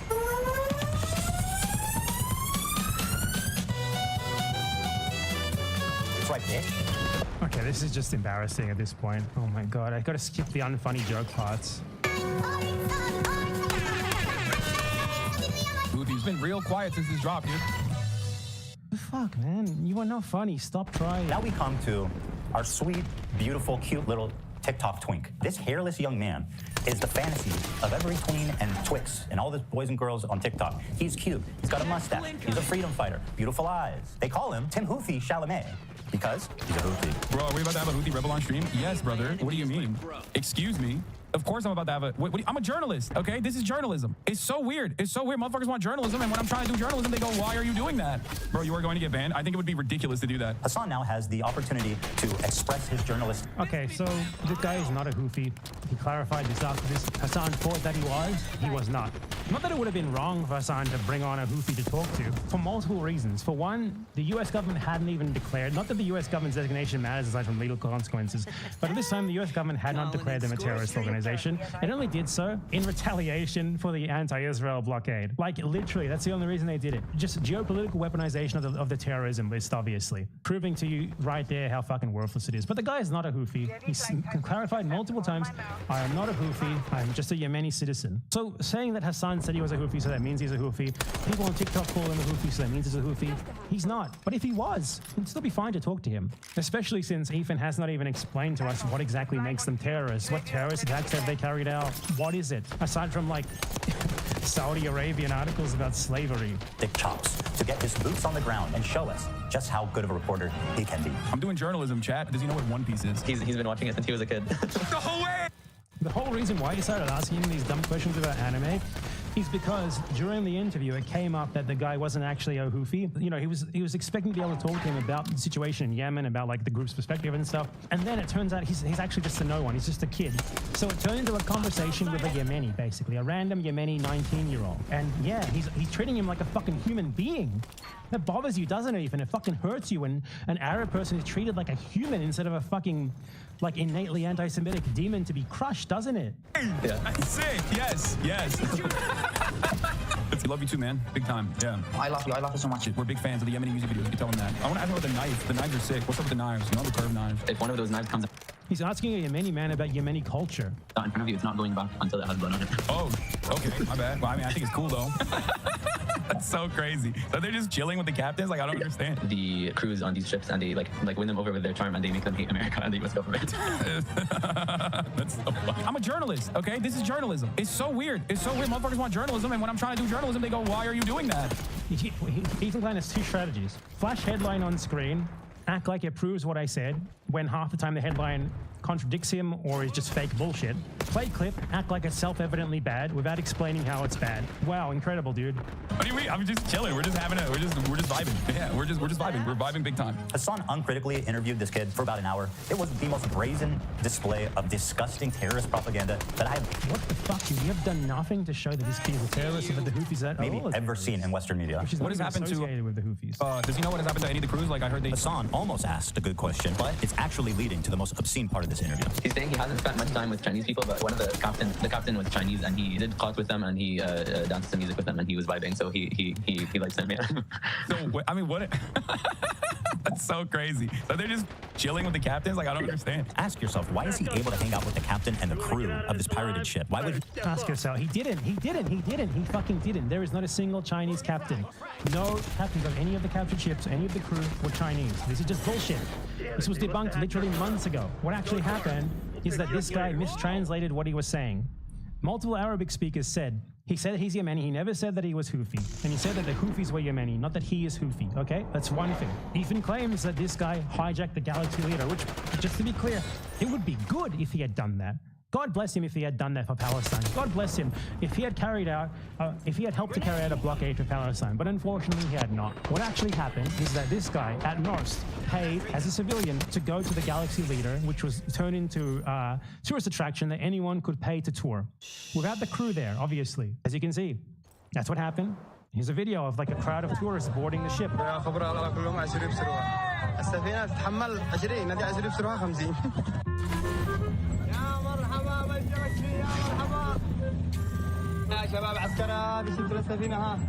I would not want to go up that ladder. Fuck, man.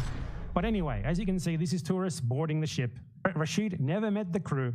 What he did see was he saw a TikTok of a couple of Asian-seeming people, which was falsely captioned as the captain of the Galaxy Leader. This is not the captain of the Galaxy Leader. The captain of the Galaxy Leader is not Chinese, so none of the captains are Chinese. The captain of the Galaxy Leader is Bulgarian. Here is a video of the Galaxy Leader captain being released. He looks nothing. He doesn't even look Chinese.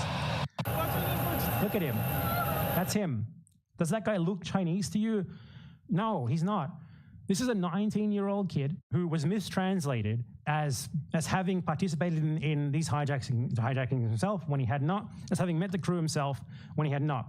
If anything, he lied and embellished and pretended that he had met the crew for the sake of an interview because he's fucking 19 years old, when what he had done was he saw a TikTok that had nothing to do with the hijackings anyway, of just an Asian-looking man like doing Yemeni stuff with Yemenis. That's all. This was shown months ago. This is from October. Ethan Klein knows this. He chooses to ignore it to falsely present this guy as a member of the Houthis and a terrorist, which even if he had participated in these hijackings, he wouldn't be a terrorist. In fact, he'd be a fucking hero. It's not terrorism to participate in a blockade designed to put pressure on a country and its allies committing genocide. Give us a fucking break, dude. He even have access to that. Hassan knows why. Of course, he is a Houthi terrorist. He is a Houthi terrorist. You are just... Everything you're saying here is incorrect. Challenging him and demanding more details about these kidnapped and missing people. He just runs defense for this guy, acting like he doesn't know why that would even happen. He's saying that they win over the crews on these ships, and they like win them over with their charm, and they make them hate America and the U.S. government. Like, he just takes everything that this guy is saying as if it's coming from him and his own personal participation in this. That's so funny. And it's not. It is super funny, the idea of kidnapped crew members who are being forced, probably at gunpoint, to do some death to Americas and maybe some curse upon the Jews. And he's just making shit up now. That never happened.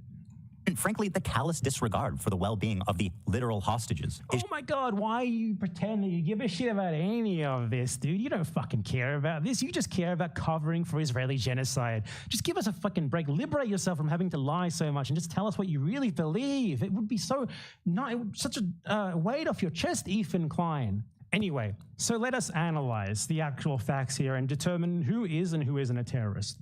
Rashid al-Khalidi, the Houthi guy who Ethan is slandering and defaming here, not even a member of the Houthi organization, not that the Houthi organization are terrorists. certainly not by the standards that Ethan used here or the evidence that he provided here. No evidence that he has ever participated in anything that can even remotely be construed as a terrorist action. No evidence of membership in anything that even remotely can be construed as a terrorist organization. What has he done? Posted tweets about killing Zionists. He went on a tour of a captured ship. That's really about it. He's also Arab. I guess we can't forget that. That's a really big thing for Ethan Klein. He's also Arab. We can't forget that. Now, okay, let's compare that to Gila Klein. As we went over earlier at the beginning of this, Gila Klein joined the IDF. Now, you can say that she was conscripted. I mean, that's a bullshit excuse. I don't think any of you who use that excuse would say that someone who was conscripted into ISIS is not a terrorist. But okay, let's accept that. But okay, let's accept that anyway. Well, she had a desk job like in Tel Aviv, far from the front line, but she found that boring. She found her little shitty job in the terrorist organization, the IDF, boring. So she asked them to transfer her to a job where she was way more connected to the actual terrorism. She asked them to transfer her to the West Bank. She got her wish.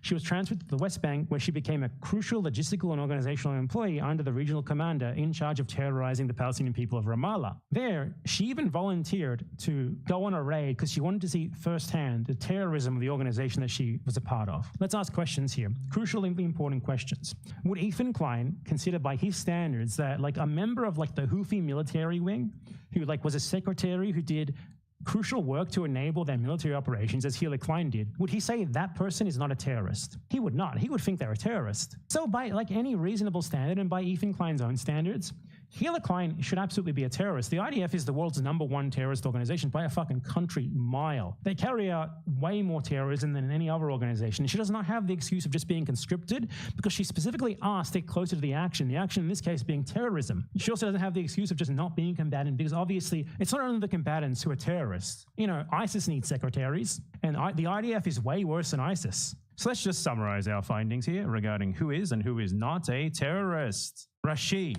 no proof of membership in any remotely terrorist organization. No proof of participation in anything remotely considerable terrorist actions. Is Arab. Ethan Klein says he's a terrorist. Gila Klein, confirmed member of IDF terrorist organization.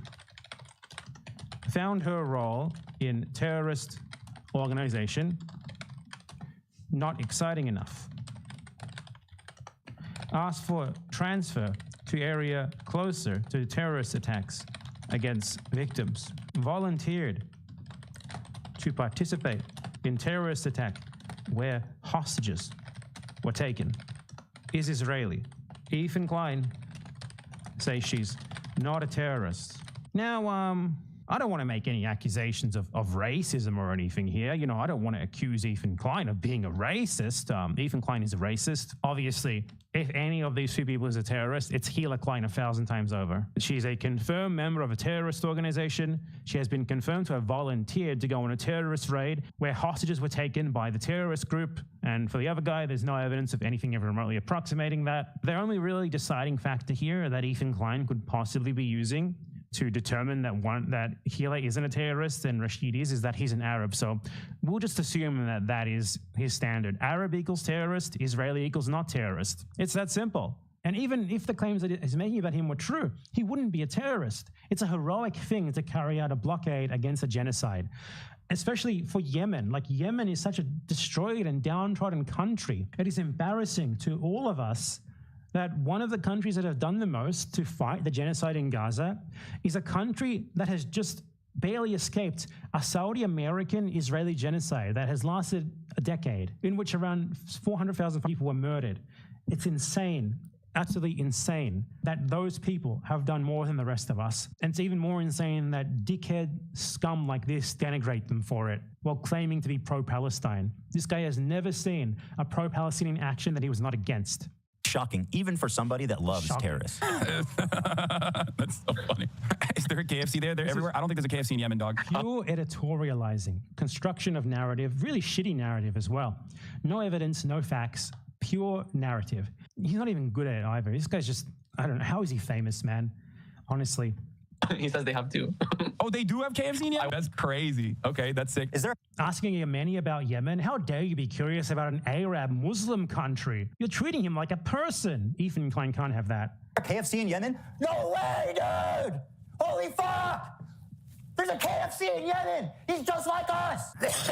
I'm sure there's clips of like Ethan Klein talking about what Israel is like, not understanding the irony, when his wife is a literal fucking terrorist and Israel itself is basically one big, never-ending terrorist attack. Fucking hypocritical piece of shit moron. Does he know what One Piece is? What if he's been watching it since he was a kid? No way! Yeah. That's sick. Yes, that's fire. This is just Ethan Klein angry that an Arab is being treated, a random Arab civilian is being treated as a human being. It's insane. So fire. Oh my God. We think the Houthis, Ansar Allah, is doing what Luffy would do. You should tell him that. You guys all remember Luffy's flag, right? Now, I'm only halfway through that show, so maybe I just haven't come to it yet. But I do not remember Luffy's flag looking like this. That's the ISIS flag. The Houthis fought against ISIS, you dumb motherfucker. Predictably, there was some blowback after this interview, and Hassan went immediately into damage. American imperialists and Zionists like you who just want to delegitimize anything that is even remotely pro-Palestine because you support genocide. Control to rewrite history. He said that he was just simply a Yemeni person and not a Houthi. Yeah, I mean, we don't even know if he's a Houthi or not. He's a teenager in Yemen. The dude is neither a Houthi nor a terrorist. Dude, you are just lying. He said that he's not. And why should we not take his word for that when you have presented no evidence aside otherwise? Like, dude, this is from fucking February 2024 and you're still saying this. This was clarified long before you even said War pirate is not a Houthi rebel. They didn't fucking call him a Houthi either. It's so painful to watch him act like this is such an epic gotcha when he's just plain fucking wrong. You wanna know why? Because he's not one. He's not a Houthi himself. He's not a pirate, but, you know, I don't think he's not a pirate. He has reiterated the position that he is not a Houthi. Trust me, bro, I'm not Houthi. Be for real. You suck him off the entire stream. I'm not even a Houthi militant or anything like that. When I interviewed the dude, who they still to this day call a Houthi terrorist, Tim Houthi's not even a fucking Houthi. I thought he wasn't a Houthi because he's not. No, he was just some fucking Yemeni TikToker. Random fucking... It's insane. He has not shown any evidence that the guy is who he says he is, Ethan. He's just playing as if it's self-evidently wrong. As I said, play clips as if they're self-evidently wrong, do not explain how or provide any evidence how they are, and just pop up random headlines on the screen. Yemeni teenager! Didn't you brand it as him being a Houthi interview, though? Bro, are we about to have a Houthi rebel on stream? Yes, yeah, he was wrong. What do you mean? He was wrong. And he should. I wish he was a fucking Houthi, man. It would have been cooler, way better. Obviously, people interview, like even people from actual terrorist organizations like the IDF all the time. Do you think that should be illegal or something? I don't understand. All right, let's just take Hassan's word for it and assume, okay, this kid is not a Houthi rebel. He's just some ordinary... Oh, man. Okay, let's try it. Let's see how well you do here. Yemen teenager. Let's go ahead and take a look at his social media and see if that lines up. All right, let's see here. Tel Aviv will burn in the coming hours. That's really funny. It's like an AI-generated image saying Tel Aviv will burn in the coming hours, and you're just like, quiet. It's the funniest thing about that is especially like it includes Gaza and the West Bank. How do you take that seriously? If you saw like a 19-year-old Ukrainian post a picture saying Russia will burn in the coming hours, and it's like an AI-generated picture of like all of Russia on fire, would you take that seriously? Would you be like, holy shit, this is proof that this guy is a terrorist? That's not what a terrorist is. Posting tweets, you by definition, cannot be a terrorist by posting tweets. It has some law to it. Ready for sacrifice and eager for martyrdom. What's wrong with that? Ready for sacrifice? Guys, you can't understand being willing to sacrifice yourself for a cause that's bigger than you, but that's bigger than you, like the genocide of Palestinians. I guess you can't imagine that. Eager for martyrdom. This guy just sees words like sacrifice, martyrdom, and he's like, Arab, terrorist. Maybe he's talking about football? Here he is singing a song with the words, do you threaten us with what we are waiting for, son of a Jew? Meeting a Houthi is a... That's like the one best thing that he has about him. As I said earlier, in the context of these countries that are literally terrorized by fucking Israel, what do you expect their population to think a Jew is? The only Jews they even know of is like Israel says it's Jewish and it terrorizes them and others. What the fuck do you expect, dude? If you're against anti-Semitism, someone should be against Israel. Title, and it's not something to fear, but for the Jews, they are very...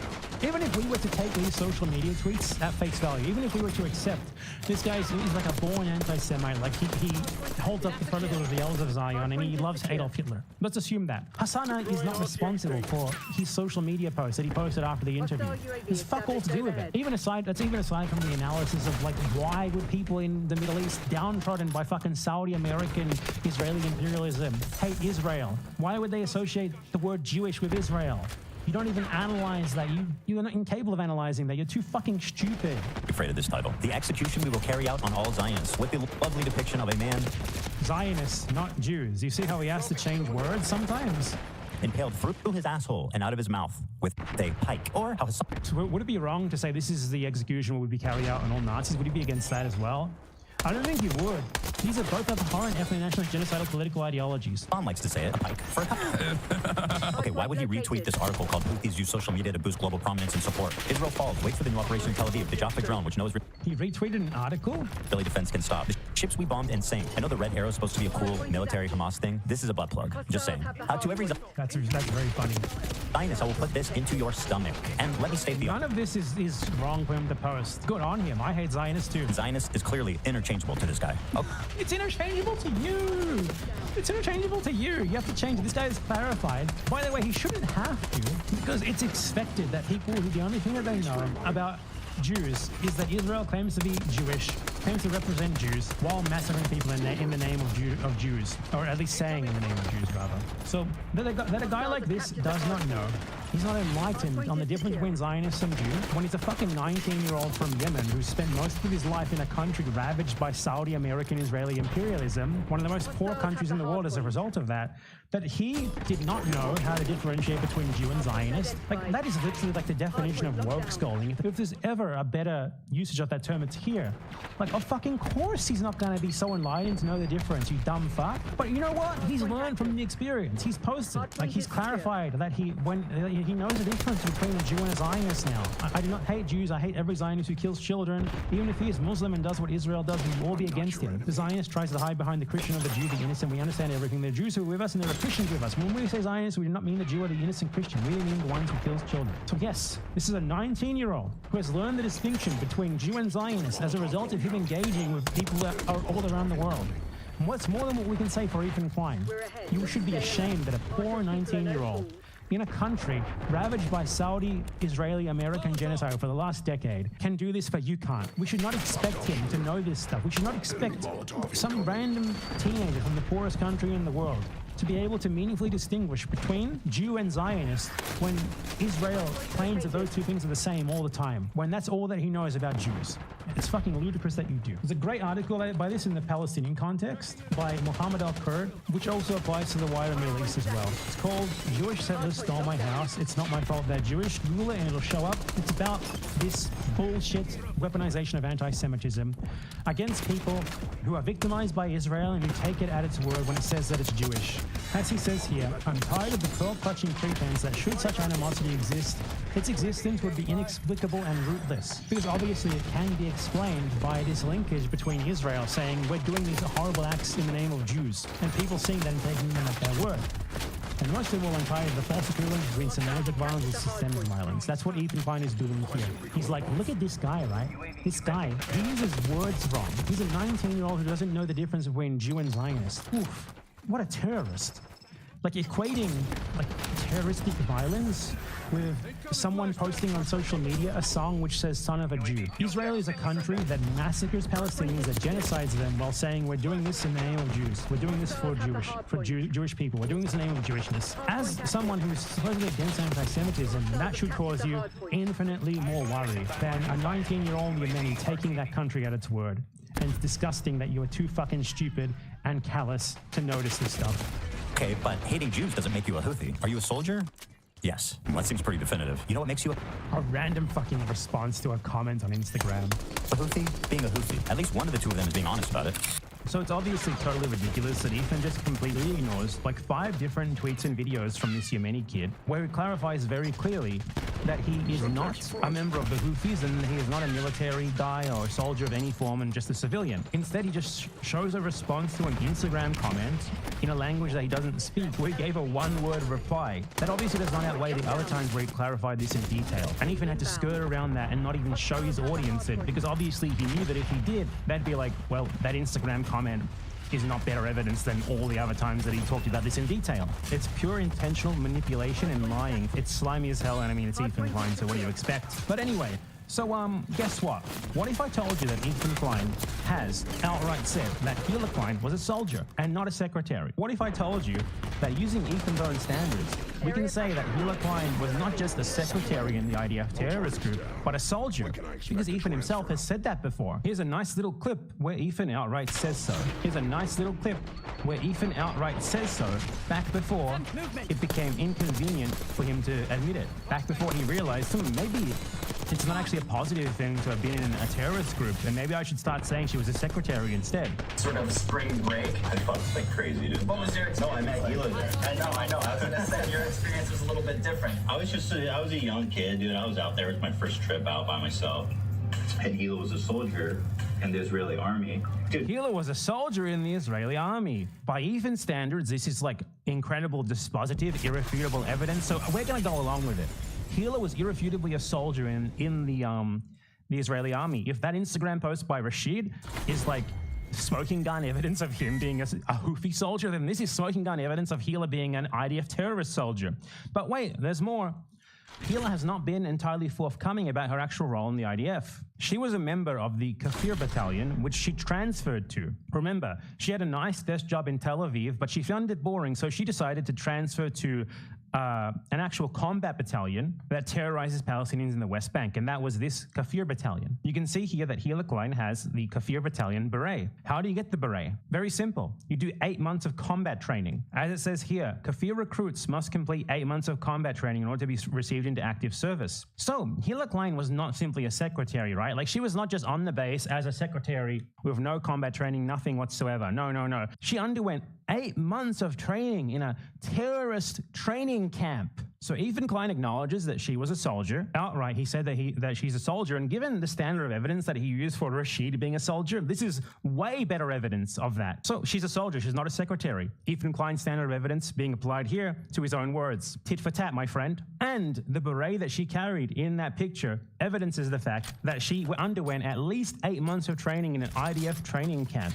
That is a terrorist training camp of a notorious global terrorist organization. Way, infinitely worse than anything the Houthis have done. Like, Jesus Christ, the list of terror attacks of the IDF is fucking endless every single day. Another dozen kids massacred by Israel. Ethan, looks like slandering random Arab kids didn't go too well for you, and it made us actually look into your own terrorist wife's background and what you yourself have said about her in the past, and what the evidence in the photos of her proudly serving in this terrorist group show. The whole way! Yeah. That's sick. Yes. That's fire. And that's so fire. The FBI's most wanted terrorists, and one of them is fucking, what's her name? That's Assata Shakur. Isn't that Assata fucking Shakur? Dude, I'm pretty sure that's Assata Shakur. Ethan Klein thinks that if the USA says so, it goes. Like, Ethan Klein genuinely, from the quality of sourcing that he's done, is that, like, if someone has said something anywhere at any point, it makes it true no matter who they are, no matter what the evidence for it is. That's like the level of his citation and stuff here. Oh my God, we think the Houthis is doing what Luffy would do.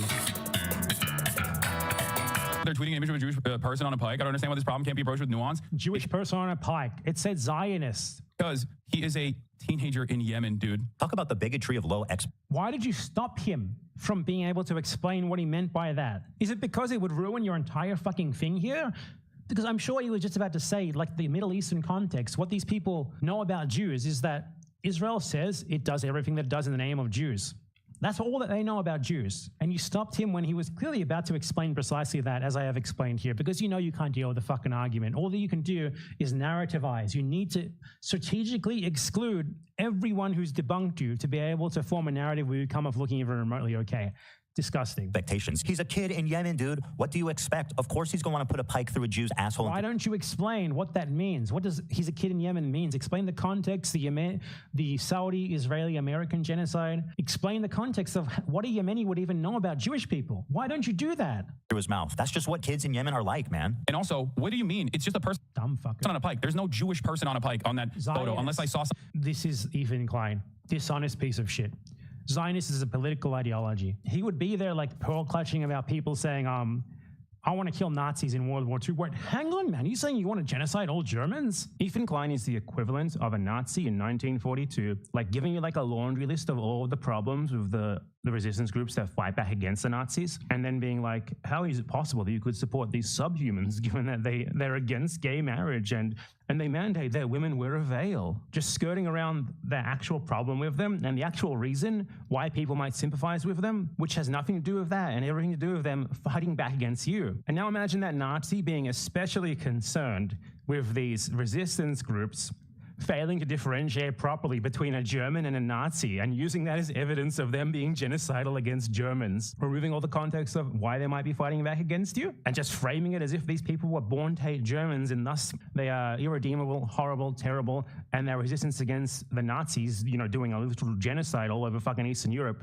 is unjustified. That is Ethan Klein and everyone else like him. It's exactly the same. Fake outrage, pearl clutching by a coward who is too afraid to say the truth, which is what his actual problem with all of these groups are, which is that they fight back against Israel. That is the reason. After decades of Israel destroying Lebanon, Hezbollah comes up and starts fighting back against Israel. And Ethan's like, how could this be? How could anyone support them fighting back against us? That's what he's actually against. He's against the resistance to Israel. Everything else is just him looking for excuses to be against it without actually saying so. Unless I saw something different. Hassan claims this isn't even a Jewish person on the pike. How exactly is a naked piked person supposed to look like a Jew for you, Hassan? You know what? You're right. Let me make it a little clearer for you. First, he needs a bigger nose, right, Hassan? Of course, he needs a yarmulke, the curly things. Oh, look, Hassan, he dropped his dreidel. Isn't it fucking insane that Ethan is doing this to like be like, oh, I should make him look like a more stereotypical Jew, when this is Ethan Klein's reaction to seeing a stereotypical Jewish-looking person. Here we are in Hebrew. Anti-Semitic piece of shit. And it's the home of the Jew, the Jewy Jew, not just this Jew like, you know, me or Ela, but this is home of the Ethan will never watch any video that includes this clip. He has avoided even mentioning its existence. The Jew, the dirty, grimy, jacket-wearing Jews. Real dirty ass. How fucking dare you try to weaponize anti-Semitism strategically in this case when that's you dumb piece of shit. Must be Jewish for sure. Or, you know, you could just read what he wrote, you dumbass liar. Zionist? He didn't write Jew. Terrorist-loving propagandist piece of shit. This is fucking idiot. All he's done is like make these massive leaps. Like, what? You said that you want Israelis to have their Amazon packages delayed slightly? You support the Holocaust, don't you? Now this... Why? This entire conversation is fucking idiotic. It's not a Jewish person. He said, why am I held accountable for some random fucking 19-year-old in Yemen's tweets? What is happening? How many steps removed are we from this situation? 0. I mean, you platformed him. Do you not remember? Did the check not clear or something? When faced with fair criticism for his coverage of the Houthi Luffy, he has a total meltdown. I fucking despise all of you, dude. I do. I really do. I hate all of you. You successfully got me to talk about this, and my patience is like... Oh my God. My patience is running thin on this matter. The endless selfishness, the untapped well of American selfishness and American... Does he just go on about this for like the next 20 minutes? It seems like it. Individualism is in full display. How is this the conversation that you want to have right now? One of the most cynical methods Hassan deploys to sidestep any criticism is to deflect to the ongoing genocide in Gaza. I've seen him do this so many times. He frames it like you are self. What do you mean deflect to the ongoing genocide in Gaza? You can't divorce the ongoing genocide in Gaza from this whole thing with the Houthis and this guy. It's specifically what the subject is. For trying to criticize him, no matter what the reason is, because there's a... You're criticizing him on the basis that he supposedly platformed a Houthi terrorist, as you say, because the Houthis are carrying out a blockade against Israel-related and Israeli ally-related ships. That's why you're criticizing him in the first place. It's obviously directly related to Gaza, and you're trying to delegitimize that campaign because you support the Gaza genocide and you're against all action against it. Genocide happened. Obviously, it's fucking related. Man, how can you criticize me at a time like this? Claiming that I am, too pro-Houthi. When someone is like focusing on that while there's an active fucking ethnic cleansing campaign happening. Yes. How is that not related, dude? He also apparently... Isn't it? This is just disgusting, dude. He thinks Twitch is liable for me interviewing a Yemeni teenager who's only known genocide his entire life. In the middle of fucking... Yes. What the fuck? How could you possibly say that's a true statement? Exactly. The Saudis have carried out a genocide in Yemen. This guy's 19. He would have been 9 when it started. You started your video. You started your fucking video. I have to save the timestamp, 52:55. You started your video by just throwing out the word genocide in regards to China without doing anything to even remotely prove your claim. Do you need to be reminded of that? Why is he defending China's genocide of their Muslim population? How did... You're like, oh, he defends genocide. It's genocide. I've done nothing to prove there's a genocide, but he defends genocide. Genocide. And then now you're like, you do this epic edit where you're like, how dare he mention the genocide in Gaza in relation to things directly related to, intrinsically related to the genocide in Gaza. You think that someone shouldn't use words like genocide and ethnic cleansing in relation to a genocide and ethnic cleansing? How dare you weaponize these words that factually describe what's actually happening, says Mr. Pro-Palestine. Like, what a joke. I'm just honestly sitting here right now thinking, like, is there another 50 minutes of this seriously that I'm going to have to go through here? Oh man, it's so painful. This hurts. It's so. I don't know if I can stand fact checking literally every little thing. Like he flashes a headline on the screen for 2 seconds. Should I really have to fact check that? He hasn't really gone into it at all. He hasn't actually explained how it proves his claims. It's just like it's taking so fucking long. And oh man, this is just a shit show. Like there's no substance here at all. There's nothing here. About fucking genocide. It's pure narrativization. And this, how dare you talk about genocide in Gaza? Fuck. Blow your nose, brother. Love you. Not trying to be mean. Just keep some tissue nearby and clear it out occasionally when needed. Much love.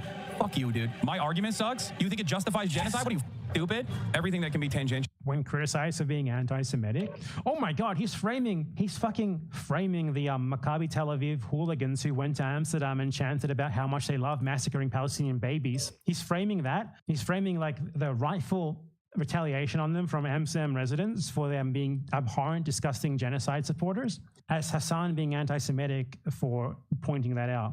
That's what that turns into like self-evident when criticized for being anti-Semitic. Ethan, given what you think anti-Semitism is, when you say something is anti-Semitic, people should honestly assume the opposite. That's a safer bet. Jewish people are under attack is a decent way to just like drive discourse away from open genocide in Gaza. If you're so focused... That was correct. What he just said there was correct. That's what you're trying to do here. Claim anti-Semitism dishonestly to distract from genocide. When criticized for calling someone a Zionist, what's wrong with calling someone a Zionist? Nothing wrong with that, you Zionist, Ethan Klein. Doing a complete genocide in Gaza, if your sole focus revolves around... Yeah, when there's a genocide being carried out in Gaza by Zionists for Zionists, it's so fucking insane to be like, should you maybe be a bit careful with your language and not call people the hurtful word Zionist so much? That is fucking insane. He's completely correct. That people are saying you're a Zionist. Yeah, go fucking yell at streamers for not covering sufficiently. When criticized for not covering other stories, so yeah, focusing on a genocide. Whoa, you're a bit too focused on a genocide, buddy. How dare you? The ongoing This is your criticism of him? Dude, you're making him look good. Active genocide in Gaza instead of coming in here and fucking chirping at me. It's quite a charge to just say I'm a stenographer of the Israeli government or I'm a propagandist. I don't think there's any evidence I'm either of those things. I'm curious. Who do you think I'm? While we're having this conversation, 3,000 Piers, while we're having this back and forth, 3,840 Palestinians have been ruthlessly slaughtered in the last incursion into Gaza. I feel like this is an incredibly... This is just Ethan Klein repeating with like a sarcastic sounding voice someone stating facts about an ongoing genocide, like as if to mock it. This is abhorrent and disgusting. This is absolutely fucking disgusting. If Ethan Klein is like so ready and willing to just offhandedly discount someone bringing up a fucking full-scale like physical elimination genocide being carried out like before our eyes like this, like, and mock it, how the hell does he possibly get off on being like, I don't think you have enough sympathy for the poor Israeli victims of the Palestinians they colonized? Like, what a slimy colonialist piece of shit this guy is, man. Where do you get off being like that when you're like this? When you think that, like, look at this guy, he's talking a bit too much about our genocide of the Palestinians, isn't he? And also, I genuinely feel so strongly about the poor Israeli victims of the barbarian Palestinians, and it really hurts me how he doesn't care as much about them as I do. Selfish, self-centered conversation to have. This technique is so powerful because everyone's afraid of being labeled as a genocide denier. Piers Morgan with... It's fucking insane that he says this when he's the person who actually does this. He weaponizes anti-Semitism so fucking much. We've already gone over it. Like, he jumped from what? You support a blockade against Israel so that Israelis will like feel some material hurt from that genocide in Gaza? You support the Holocaust, you anti-Semite. And he has the goal to be like, how dare you use the genocide card? It's so dishonest. He's like someone who doesn't know how to do anything other than try to weaponize anti-Semitism incredibly incompetently. It's insane. Decades of experience immediately surrenders when the genocide This is literally you. card is pulled. When you're just a fucking stenographer, you're not a truth teller. He has every right to defend himself and grow a pair, Piers. Stand up for yourself, man. It's time to stop being intimidated by these online... Piers Morgan is a genocide supporter. Overnight activist who couldn't even point the Gaza on a map before October 7th, like Hassan, for example. Doesn't know where Yemen is? Okay, I'm gonna click close. I'm closing it. I'm closing it. I think Nope. He doesn't know where Yemen is. Okay, that's not Gaza. Nope. Got it. How can you claim to actually care about this? I think it's kind of, I mean, that's so small, but it's kind of crazy how he goes from, he constantly does things during this video where he says something and then he shows a clip and it's not even remotely what he's saying it was. And that's just another small instance of that. Genocide when you're willing to so cynically exploit it to sidestep any criticism. What are you talking about? You're just, he's just describing, this entire segment is Ethan Klein describing himself, but with anti-Semitism allegations. Hassan has one final taste of idiocy for us all to enjoy. This kid is like, I think he was like 19 at the time when I talked to him. Which means that for most of his life, he has withstood genocide, right? Like he is a person who's... Is this incorrect, Ethan? Try to prove this wrong instead of just mocking it, repeating it in a funny voice, you 40-year-old fucking child. Only experience is like, it's literally like talking to fucking Anne Frank, basically, okay? Being able to talk to Anne Frank in real time. To quote Anne Frank, I keep my ideals because in spite of everything, I still believe that people are really good at heart. Anne Frank continues to inspire generations of people because in the face of a genocide that eventually took her and her entire family's life, except for her dad, she refused to give in to hate, malice, and violence. And then there's this guy who would... Ethan Klein, do you think that Anne Frank would have been wrong to join a resistance group and fight back against the Nazis? Do you think that if she had done that, if she had hated her oppressors, as many Jews did, as many Slavs did, you know, Yugoslavians, many people in World War II hated those who were oppressing them and wanted to genocide them and took up arms against them. Do you think that those people delegitimize themselves in their cause by doing so? Because your only distinction here is that Anne Frank, like, she hid and then she was killed without being able to fight back. So is your implication there that if she had fought back, if she had hated her oppressors, rightfully so, that would have been wrong? This is your evidence of this guy supposedly being wrong. This guy who has grown up during a factual genocide by Saudi Arabia, the US, and Israel against his country. Your evidence is that he hates his oppressors. Your evidence is that he hates the people who did this to his country and to Palestine. That's your evidence, that he has hatred in his heart, that he feels spite for genociders, that he feels spite for oppressors, for colonists. That's your evidence. We have to ask the question then, Ethan. So you hated the Jews who did actually form resistance groups and fight back before they were captured, right? That legitimized what was done to them, correct? That means that they want victims. That's what you think. It seems like it, right? This is ridiculous. Killed him. Fucking obviously a fucking ludicrous argument. What makes the story of Anne Frank sad is not that she didn't have hate in her heart. It's that she was murdered for being a child. She was a child murdered for her race. That's what makes the story of Anne Frank tragic and wrong. It's not who she was as a person. It's the simple fact that she was murdered for nothing more than an accident of birth. If she had fought back against those who were trying to do that, if anything, her story would be more meaningful, not less. And it's disgusting that you pretend otherwise. It's disgusting that you, like, demand that victims of violent imperialist genocide do not hate their oppressors, otherwise they get painted by you as, like, evil, violent terrorists. For you, like, the only legitimate Palestinian resistance is lying down and dying. For you, the only legitimate way to combat American imperialism is to lie down and let them kill you. And it's fucking absurd and disgusting. Frank, if you ever met her. You might think this is a sweet, innocent girl. Well, I'm happy to tell you guys we are working on a new edition just for you, Hassan. You should hear about the time she went roaming. Okay, let's skip the unfunny skits. Where does he try to start citing facts again? Hezbollah. Where do I even begin? Thousands of civilians have been killed globally from their terrorist acts, car bombs, and suicide attacks. They even assassinated the Lebanese prime minister. One of those pictures is of the army bombing in Buenos Aires, which no one has ever proven had any link to Hezbollah. Literally none. None. There's no evidence. No one has any fucking idea who did it. So bullshit, obviously. Hezbollah member guilty of Lebanon ex-PM's murder. Okay. And Ethan Klein does this thing. Hijacked civilian airplanes. They've shot 15,000 rockets into civilian centers. And if you can imagine, that's not even the worst things they've done.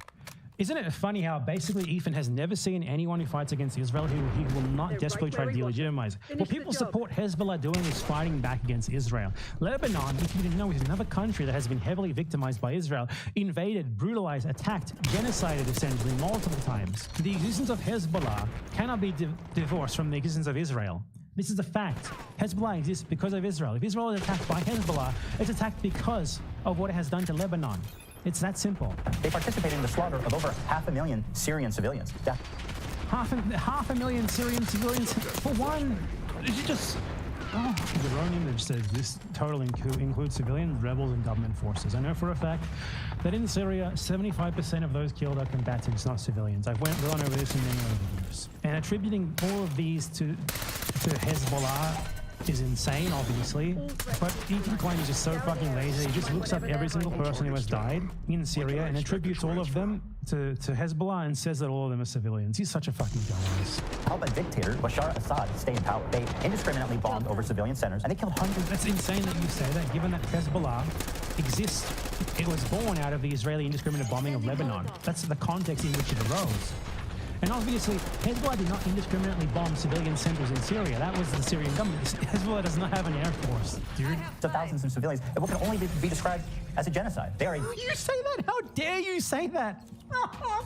After you discount the Yemeni genocide, after you discount actual genocides, you say that Syria, a civil war in Syria, fought between Syrians against Syrians, like 99% of the participants, and you say it's a genocide. Look, I don't support Hezbollah's participation in the civil war, but the reason why people support what Hezbollah has been doing against Israel is because they are taking action against the Israeli genocide in Gaza. Against Israel, Hezbollah is the lesser evil. That is a fact. And yet you try to find every possible little thing to delegitimize them, to attack them, to try and remove that context. Because ultimately, you have never seen an action against Israel that you were not against. Because you are ultimately a Zionist who is for the oppression of the Palestinians. You cannot be pro-Palestinian when you're against everyone who fights for them. You don't even need to be for the people who fight for them, but you do at least need to be able to say, okay, I don't like Hezbollah. They're bad. I would prefer that they didn't have the power that they did. I would prefer that they were not involved in Syria. They've committed atrocities there. You can say that. However, the fact that they are fighting back against Israel in the context of the Gaza genocide, trying to at least make Israel feel some level of material consequence for what it's doing there. You need to be able to at least say that, oh, you're just not pro-Palestinian. I'm sorry. It's that simple. Dude, are you seriously making this argument regarding the civil war in Syria when you have spent this entire video spreading straight up Saudi propaganda in favor of the Saudi-backed Yemeni dictatorship against the Houthi rebels who have deposed them? Like in both of these cases, the rebels, by and large, are in the right. And the Syrian rebels are a lot fucking worse than the Houthis are, though don't get me wrong, I still think they're less bad than the Assad government. But it's clear that the deciding factor for you here is just who is backed by the West. The US, Israel, backs the illegitimate dictatorship that the Houthis fight against in Yemen, so you support them and you hate the Houthis. On the other hand, the West backs the rebels in Syria, so you support the rebels and you're willing to call out the Assad dictatorship. It doesn't seem to matter to you that, like, literally 8 years ago, the rebels in Syria, the current dominant rebel group, was an affiliate of Al-Qaeda, and the current leader of the rebels was like a self-styled like sheikh who was trying to form an Islamic state in Syria under Sharia law. You know, with no gay rights and no women's rights. It seems like you're suddenly willing to overlook that. Previously, those were things that you automatically use to discount opponents of Israel in the US, but it seems like in this case, when Israel in the US is more supportive of these people, you're okay with it. Ooh, it's so fucking transparent what your politics are. It's I support American foreign policy, Israeli foreign policy, always, no matter what. Like, you spread fucking Saudi propaganda in favor of a puppet dictatorship in Yemen, and you're doing this shit now. Designated terrorist group by the US, by the EU. Oh, the EU and the US said so. Wow. And, oh yeah, the entire Arab League, which gave them that status after their participation in the Syrian genocide. In short, it's so funny. Like, it's geopolitical interests, geopolitical declarations presented as evidence. That terrorist because I said so. I would love to get Ethan Klein here live and explain to us by his own standards how the IDF and the US military aren't terrorists, but he would never, obviously. Nobody likes them. Well, there is one person. Hezbollah is a paramilitary organization. Do we like them or no? They are a terrorist organization. Like, they're designated. They are designated by the American state as a terrorist organization. I do not like them then. Well, like, I like what you like. I don't have an issue with them. Let's just. Hezbollah exists in the context of Israel genociding Lebanon and Israel genociding Palestine. This is what I've been saying throughout the whole video. It's the circular logic of Zionist Ethan Klein and other Zionists, where the pushback to our genocide legitimizes further genocide and delegitimizes those who are doing the pushback. It's so fucking crazy. It's like framing the Native Americans as the bad guys against American colonization because they reacted to Americans stealing their land and massacring them by raiding the settlements. It's just, that's precisely what it is. It's the same sort of dynamic, and it's ludicrous that someone has a brain so small that they just present this shit as if it's self-evidently wrong without any sort of analysis.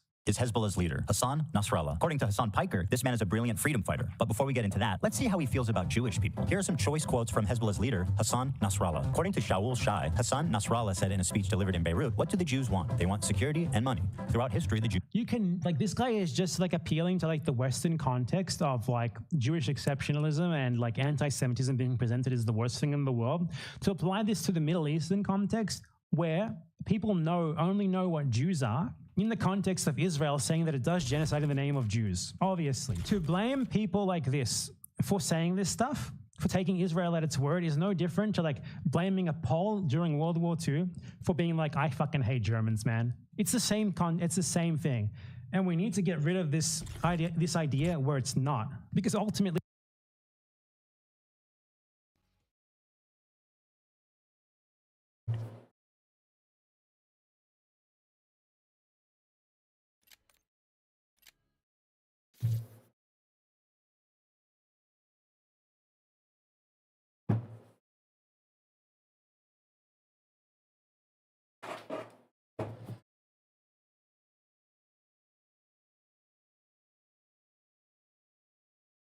treating Israel as an exception just because of which ethnicity its supremacist state is for is fucking ludicrous, and we should not do it. And Ethan relies on this idea that Israel is exceptional because it says it's for Jews and it gives Jews ethnic privileges, and that supposedly makes what it does better and more legitimate, and it makes people taking it at its word for that, like, bad. It makes them, like, irredeemable. Now, Eric?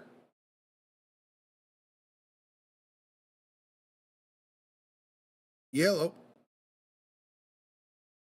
Not hearing anything. You might be hearing me. Don't know. Oh. Plug it in. That helps. There it is. That always helps. There it is. What's going on, man? Not too much. Yeah. Yeah. Happy Sunday. Happy Sunday. Did you go to church? Oh yeah, always. Me too. Can't get enough. No, yeah, it's Palm Thursday. I don't know. I wasn't there either. Let's well, hey man, I'm been just rocking. I'm well into my dark spine. A 7th AR. Got 2 more ARs after that. 9 Wow. out of 33. So I'm on the way. Wow. I mean, do 3 triple kills. Cool. It's pretty simple. Yeah. Easy peasy. It's kind of, I'm just getting through it, man. Can't wait. I'm gonna be done early this year, man. Be waiting months for the next. But You have to get back into that campaign there, buddy. You're right. That and DMZ. I'm gonna have to do some homework. We're gonna kill Pyro. So, I mean, if we don't do anything else. Oh my God. Pyro's he's toast. Pyro's toast. Doesn't even know. He's burnt toast. Oh, there you go. Yeah, watch out there, Pyro. You toasted. I'm set to go. I've been playing. Yeah, I'm 2 good. hours and Ready to go. Let's go. I'm just streaming, watching YouTube, watching stuff on. Still watching stuff on Instagram, since that's a pretty tumultuous and insecure situation and could flare back up any minute. Because Israel doesn't want it to end. They really don't. Why do you think that? They want Gaza. They want all of Gaza, and They just want it totally, They want genocide. Totally eradicated. Yeah. And the only thing that can possibly stop them, despite the fact that Hamas is trying to stop them, they're never going to, because Hamas is weak and small and can never take out the Israeli government. Only the global community can come together, like, stop. This has to end. We need to figure this out.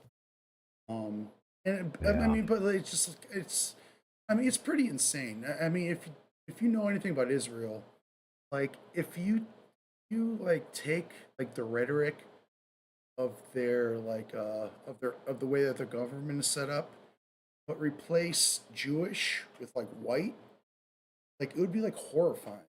It'd be like a white nationalist state, but but it's like so. I mean, because it's an ethno state, and it can't exist without the violence. And at the end of the day, they need to reform the entire government. Make it. But all the arguments against that are the same as like white replacement government. Like Zionists say, like, well, if we have a one-state solution and Palestinians are allowed to return to the homes that we stole from, we're gonna get outpopulated. And that's basically the same as like a white replacement. We can't break down our borders. We must secure our borders, or the Mexicans are gonna outbreed us. They're gonna. You know what I mean? Yeah, well, can't just coexist. God forbid. I mean, the fucked up thing is that like they did coexist for like hundreds of years before the establishment of the State of Israel, which is it's like a European settler colonial project.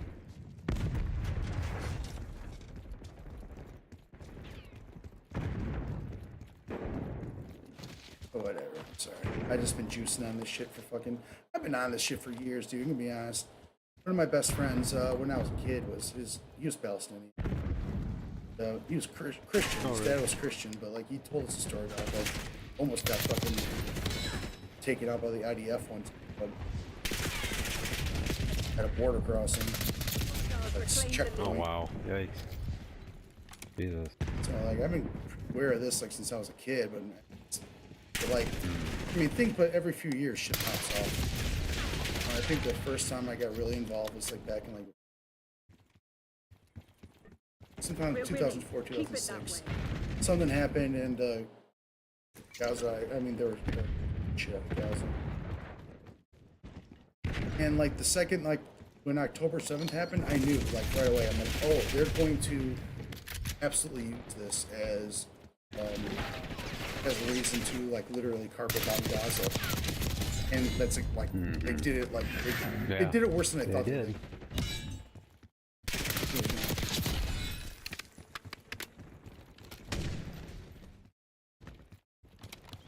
Oh, whatever. We got the quote-unquote ceasefire now, but it's like it's not. Israel doesn't want it to hold. Only people who want it to hold are people who want to see children like not getting fucking bombs dropped on them. That's it. That's the two sides we're dealing with.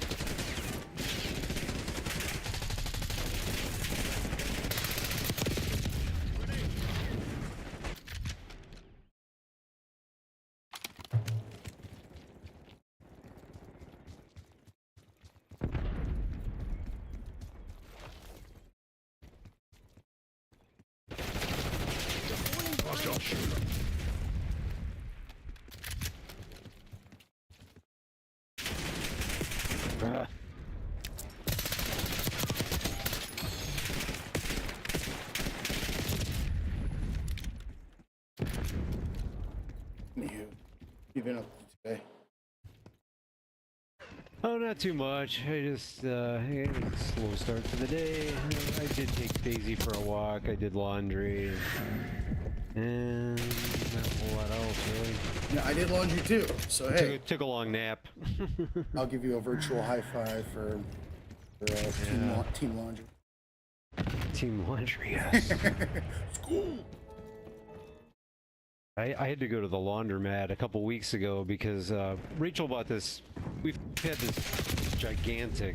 I know we always like would fight over the blanket. Like it would always end up on one of our sides, you know. So she finally just got sick of it and bought this huge blanket that is more than enough blanket.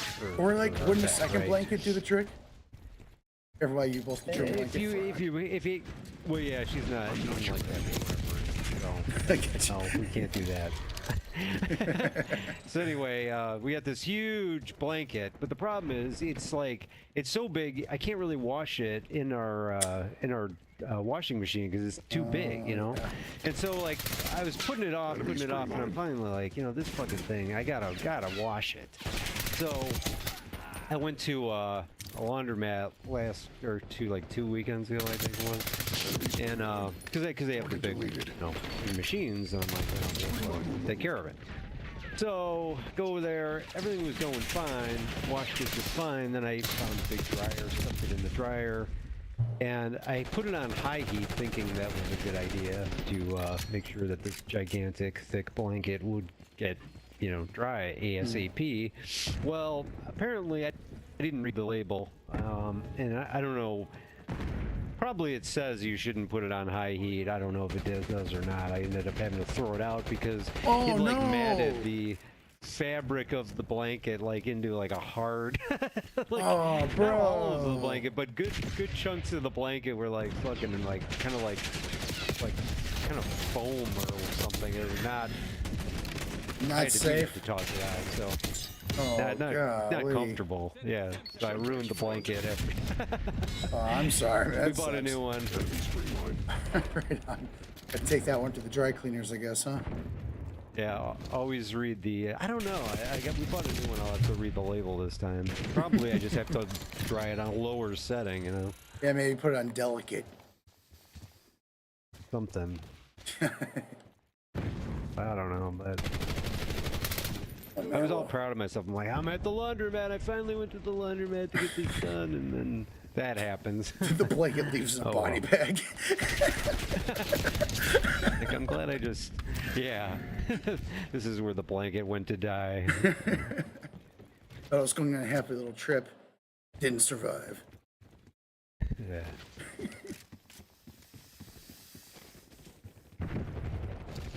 Yeah, I didn't do shit. Definitely took a nap earlier. Just working on a little music. I'm definitely like, my music creating process is like, it's super kind of like prima donna. Like, it's kind of like the equivalent of like, if a sculptor was like sitting in front of like just a mound of, you know, clay or whatever, just sitting there for like an hour staring at it, and then just like make one little touch on it, be like, exquisite, and then I step away from it for days because like that's all I can do at the moment. That took that much out of me. So I made like a drum beat. Very delicate operation. Yeah, I made a drum beat. That's about it. Hey, but like it's it's necessary. And I did put like a bass drum over it, but it needs work. But the drum beat's pretty cool. Nice. Oh, I look at everything as like. Go ahead. No. Look at everything as what? Go ahead, please. Oh, I just when you're trying to do big stuff, I always try to just piecemeal, you know, just don't concentrate on the whole project. Just concentrate on one piece at a time. You know? Yeah, you have to. Write it whether I'm writing or anything. It's like I can't if I sit there and try to like worry about, you know, the overall, I'll never get anything done. I just gotta do the little piece at a time. Absolutely. But once I do get the ball rolling, it just starts rolling. I like the way I am with most things when I start working on something. Just getting that ball rolling is the hardest part, but once you do, pro, anything. Oops, sorry, I'm shooting at you.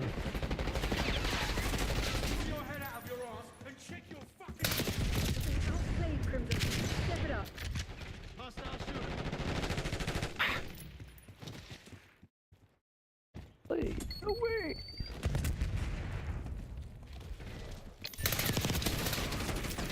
Oh, sorry, buddy. Come on, man. Oh. Having a decent game. Keep it up. Take us to victory. Oh, wait, we're really close. Wait, is this up to 100? We're playing team death. Yeah, they just need one. Why can't this guy die? Oh my god. Oh. Brutally. Our enemy. That won't happen again.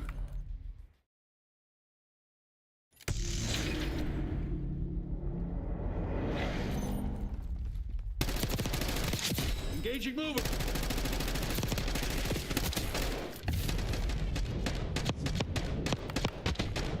It was relatively good. We all got not pretty good, but they didn't do.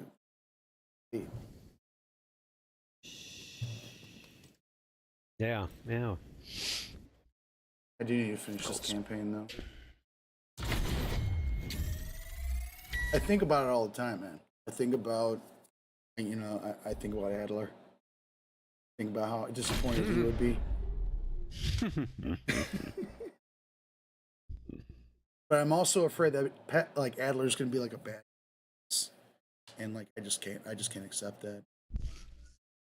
He could slap Mother Teresa. Still a hero in my heart. He's an American hero. Exactly. He's a super American. Power American. More American than American. And his hair is gorgeous.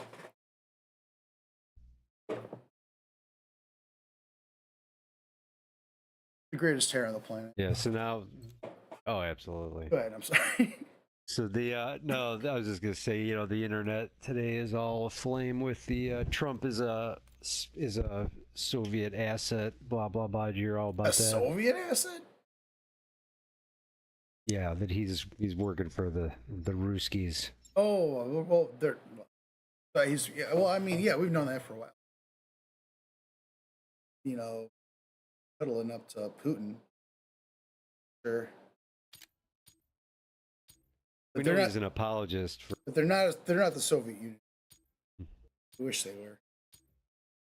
Not Oh, even that's close. true. He's not. Yeah. Even though he was a part of the Communist Party. I mean, it's an oligarchy. It's like here. They have pretty much. We're working on making it.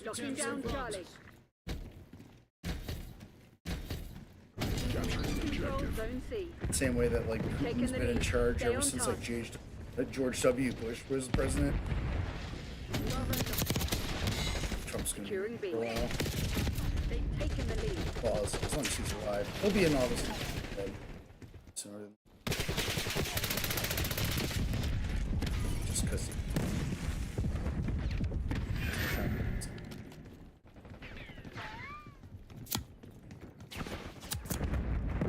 Like, I'm pretty sure if he wasn't one of the richest people or whatever, if he wasn't who he was, like, COVID would. He would not have survived that COVID. Dude, oh. No way he has an immune system. Yeah. Like it. He just got the best treatment. Yeah. Controlling Bravo. Right. Yeah, that would have been. Just think about the nightmare that we wouldn't have had to deal with. That he only just died. Yeah, just give it Oh, all. God. But no, How much better off this country would have been if that one thing had happened. Wow. We do. It's Roger not down this location. that good case scenario. The world's gonna die. In the words of Tom Waits, the world's gonna die screaming. Down A. Hostile shooter. Snuff them out.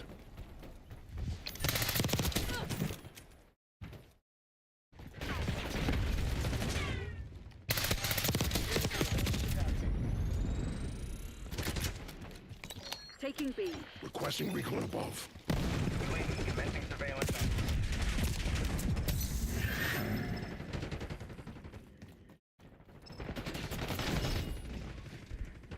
Uh-oh, I didn't secure this place. UAV mission timeline 50% expended. Capturing the objective. Taking C. Subtext front.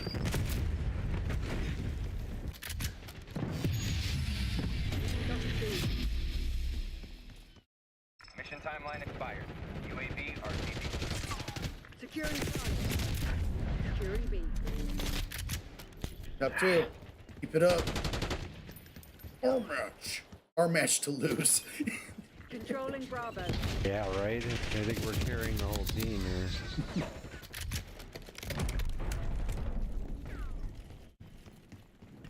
It's times like this, I think we should voice chat and start screaming at our teammates like, what the hell's wrong with you guys? Let's go! What the hell? Yeah, right. Pussies! Just get all super toxic about it. Dude, like, start calling people.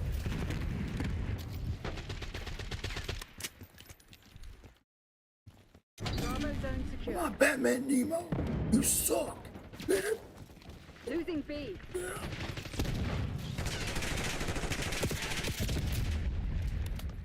Be available. Losing Bravo. Here we go. Hostile field Wreck my toy car. Capturing the objective.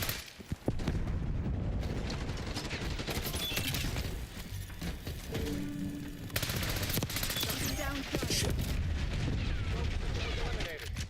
Losing A.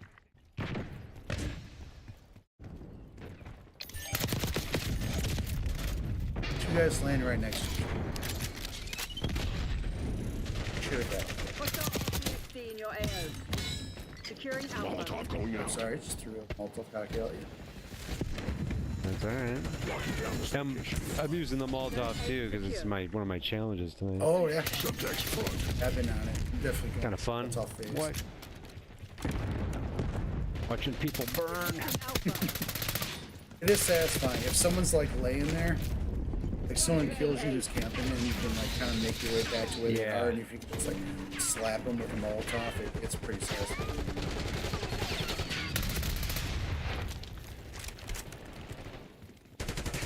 It was one of the best lines in The Honeymooners, the TV show. Norton asked Ralph, he's like, is it okay if I... And Ralph goes, I don't care if you burn.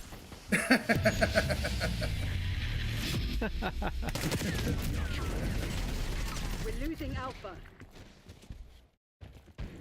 To the moon, yes. That was back when domestic violence was funny.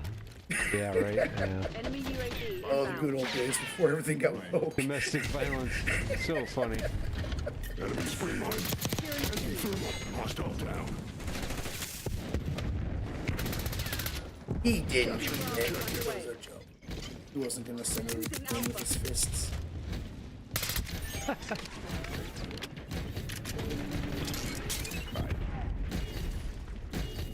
Secured. Got you. Where's the third? Where's the third? I need a third. Damn it.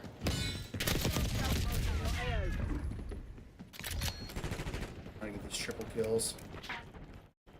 Losing Bravo. They're just a slap in the face when you get 2 kills and you're searching for the third, and then you find your third victim, and then double kill pops up on the screen. Taking C.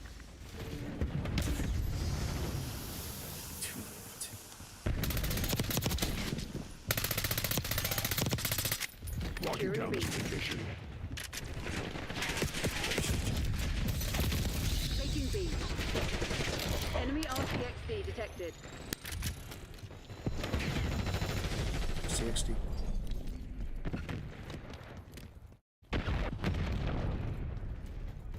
There you are. Come on. Oh, Jesus. I want a guy right behind him. He doesn't know I'm there. I'm shooting at him and he turns around and kills me. Nice. Oh, look at this one. Controlling Bravo. Where are you?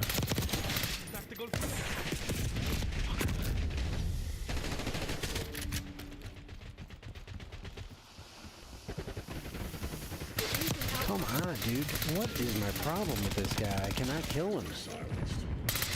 3 times in a row.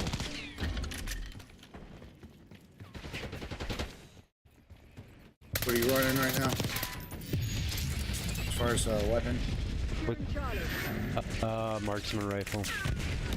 Usually I'm doing good with those, but...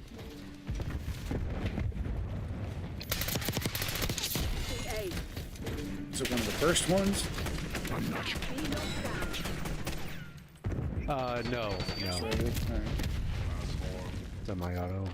Yeah, I've been getting better with the what am I grinding? Got the Zarkov. We lost A. It's not bad. It's a one kill headshot. Spotted enemy son. Hostile field upgrade. Oh, fuck Down me. Charlie. They're walking all over you. Have some Nice goddamn night pride. for a walk. Locking down this location. Taking the away.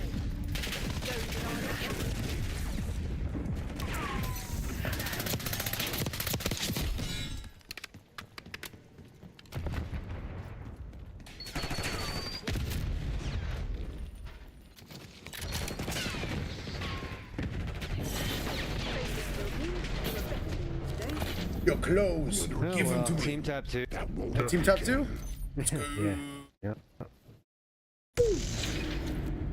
A-Town, MP Freeman, 87. Oh my god, we're 7. Old here. We're at 87. What up, Grandpa? What's up? That's all, dang it. Oh, the last kill was me. Yeah. I love that. It always makes my match when I'm in the final kill in the best of the game. You lose the match. Showcased as the final death. Yay. That's why we were team top 2, because we were actually hiding in the corner somewhere, being our pants like the rest of our team was. Apparently. Well, I got all my challenges done. I don't know if you want to do another match or if you're up for a DMZ try or. Yeah, let's do a DMZ try. Give it one go, maybe. Give it one go. Fuck. What the fuck? I'm willing to give it one go because if I give it more than one go, I might. Unless the vibe's there. Yeah, we'll see. If we get I had a really if good we get night, our shit pushed in, I'm probably gonna. Oh yeah, right. Yeah.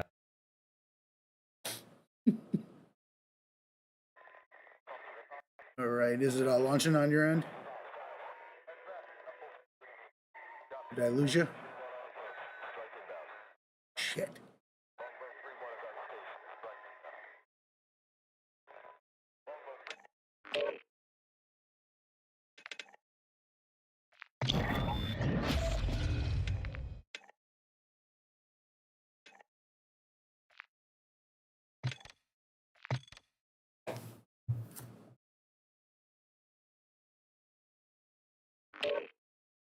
Check. Hello. Hello. Hey, what's up? That sucks that it breaks the party up when we switch over.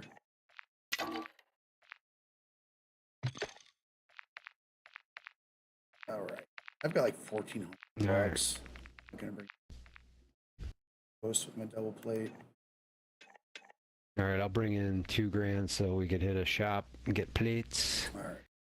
Since I am flush with the cash, lots of cash. All the money in the world. I have a limit of 550,000. I got 360. I got 367,000. Well, hey. So I'm good. I'm good literally for have it. 1,400 bucks. It's not a problem. Oh well, I was just thinking, should I try to buy the fucking embassy key? Can we buy the Should we key? just go?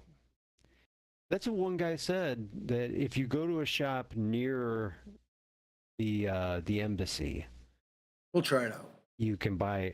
How much is the key? You want me to, like $30,000? Ooh, you know what? How about hold up on it and see if it's actually real? I don't want you to go in with 30 grand, not be there, and then you fucking lose it. True. Yeah, that's a good point. Okay, I'm good. I'm gonna bring in $2,000. We can get plates off of that. Let's see where they put us. I'm just bringing in my double plate, my LMG with armor piercing ammo, and sack of balls, Can you bro. back out? Oh yeah, sorry. Can you back out real quick? I picked the wrong guy. I should have got Ghost to the double plate. I don't know what I. Dr. Teeth's got the backpack. Yeah, he's got the big bag. Actually, I got Price with a self-revive and a double armor vest. Okay, I'm good now. Ready to go.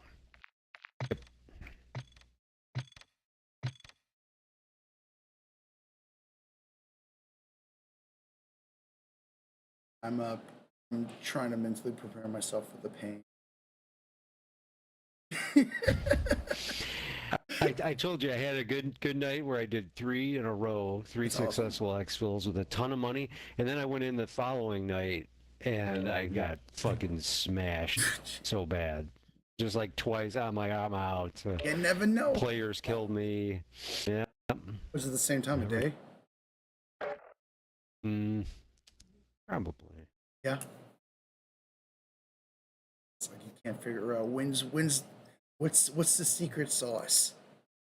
There's no secret sauce.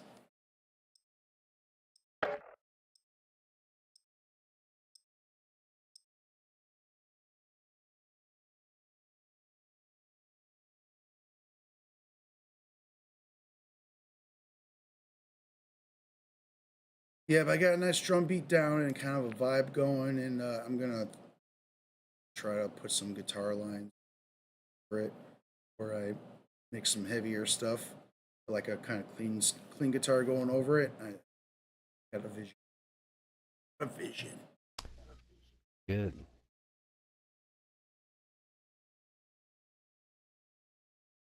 I'm not really totally sure what I'm gonna do with vocals yet. Welcome to Al Mazrah. Explore, secure intel, and loot to gain access to new missions. Enemy threat is high, so expect contact. We are far away from the far west side of the map. There is a shop on the way to an exfil. Station marked. Want to hit it? Yeah, I guess so. We probably will find some action between.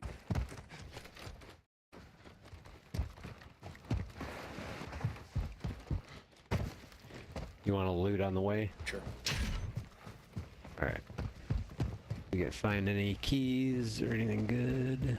This building over here.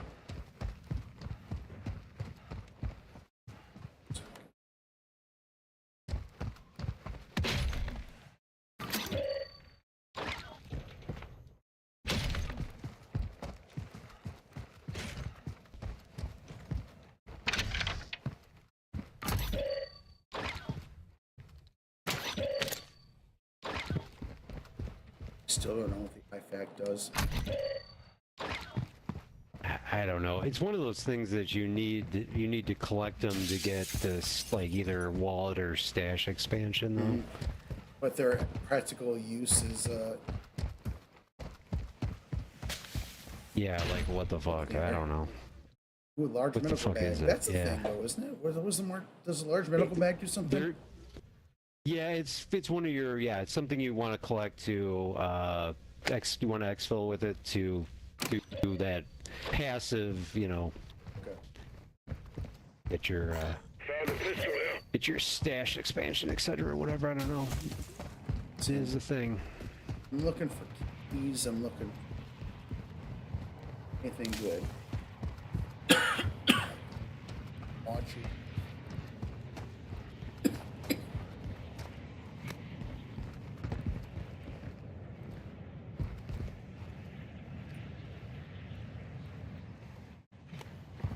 Right.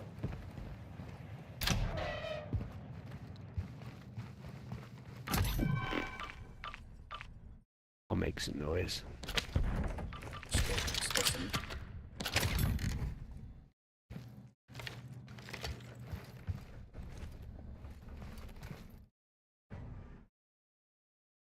Oh, I hear voices. Uh-oh. Like bots? Yeah, I think so. Alcatala. I don't know. Like that guy right outside the window here. Moving. I can hear footsteps. Oh, in the bathroom. Dead. They're coming in through the bathroom. 2 dead. More. One dropped a stronghold. See? Oh. Uh-oh. For more? Yeah. footsteps. Stairs? All right, you want to keep heading to the shop? Let's do it. Oh shit, right outside. Oh, looks like Taking effective fire. we got a couple guys out here. They're both toast. He got wrecked. Yeah, it's different. Oh shit, we got chopper coming. Shit. We're gonna try to murder all of them as they come down.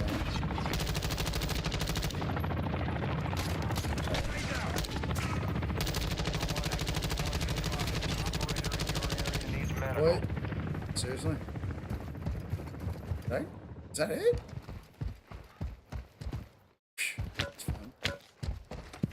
SMG marked. Got a battle rifle here.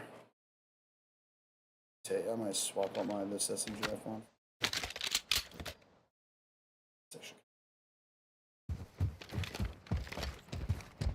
But there's an enemy over here. I'm gonna try to sneak up on him. They're outside. Assassination. Okay, we got a train. You want to jump the train? Oh well, it's kind of out of our way. Is it? It's going out of the way. Okay. It's not heading towards. Watch out, there might be somebody on it. Okay. Well, is it head towards the other thing?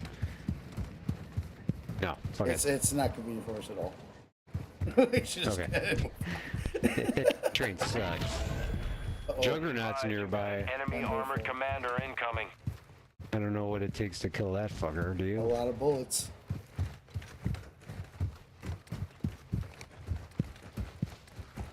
Ultra One, enemy threat appears low in this area. Pretty close to that shot. Oh, shit. Uh-oh. Fight. Shit. Fire. Hit. Ultra One, Intel believes that's the wanted cartel associate Estrada. Oh, hey. Confirm that kill to secure payment for the contract. Oh, I got a key here. Cavern mode shackle key. Oh boy, there's guys over there. Shit. Where? I had to run. They're over there somewhere. I got one down. Two down. Pussies. You got plates? Yes. Ultra One, you've got hostile reinforcements incoming. Alright, let's go to that shop. They're dropping plates all over the place here.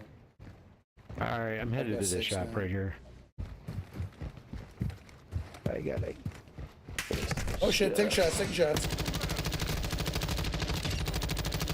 Two down, three down. Have to take it on fourth. These guys. Get out of here. Jesus. Alright. I got plates. Let's find a place I can give you some. Oh shit. Whoa, Juggernaut! I gotta self-revive. Oh, where are you? Coming to you. No. I'm going. I'm out. I'm already out. I'm up. Fine. Just shoot his I gotta fucking get head. plates on. Where is he? Where'd he go? Oh, there he is. Oh shit, running. You need plates, dude? No, I got him. I just got him. There. Where is this fucking guy? Do it. He's on the other side of the train car over here. You're kind of behind him. Go try to mark him. Ultra One, activity is increasing near your location. Stay alert. He's down! Golden skull, He's down. baby. Sweet. Enemy Bashar Nice. is down. Get it. Can you take it? Go ahead. Take it. Hurry up. Oh, I'm taking shit. fire. Take it. Swap. Oh shit. Okay. Shooting him. All right. You got it? Yeah. Two-plate armor vest. Do you need that? No, I got one. Oh shit. Right, let's get out of here. Friendly advanced UAV active. All right. Let's go. Sure, find some cover. And let's get the hell out of here. Where's the exfil? This might be the closest one. Marking HLC.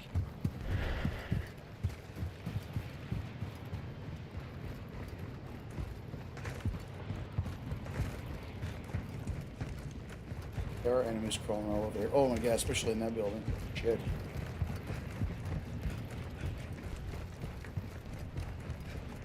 Yeah, I activated a UAV that guy dropped. Eyes on an enemy fighter. Alright. This is crawl. We're gonna run into something. Oh, fuck. Let's push this Yeah, way. good idea, yeah. Good idea.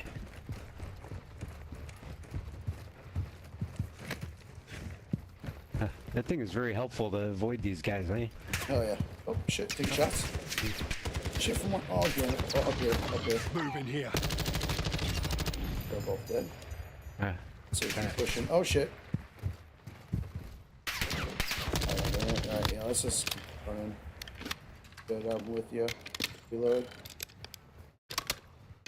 Alright. Do you need any plates? I got it. I got I only got 7 plates. Need mid-caliber rounds. All right, here. Stop actually, you know, no, here I got Dropping ammo here.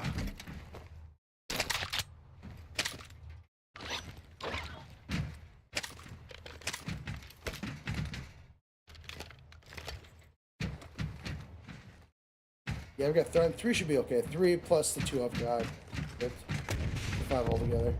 Oh. Over here, over here. He's dead.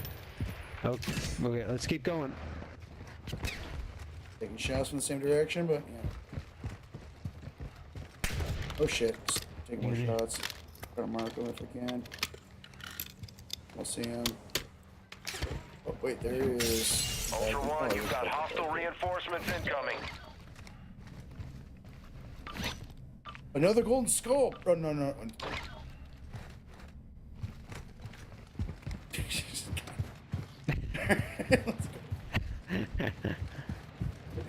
You wanna? Yeah, we want to exfil with your golden skull. That's one of the. Guys over here. Shit. 3rd.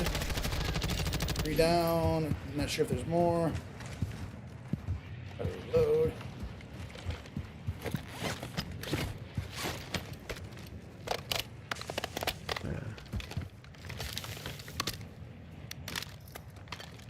Still like looks away from him.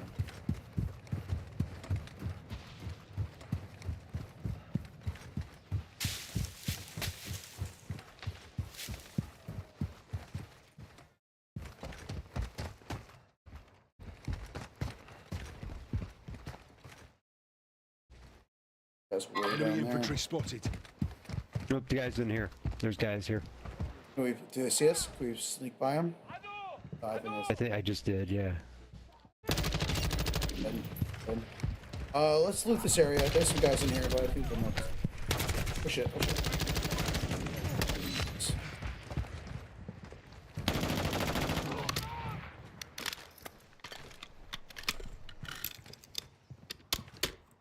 Ultra One, you've got hostile reinforcements incoming. Okay, let's get coming! to this. Oh shit, yeah, let's get out of here.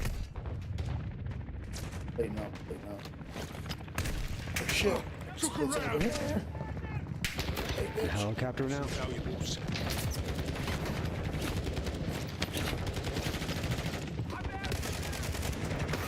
Fuck, dude. Where are they? Oh shit, there's a few of us now.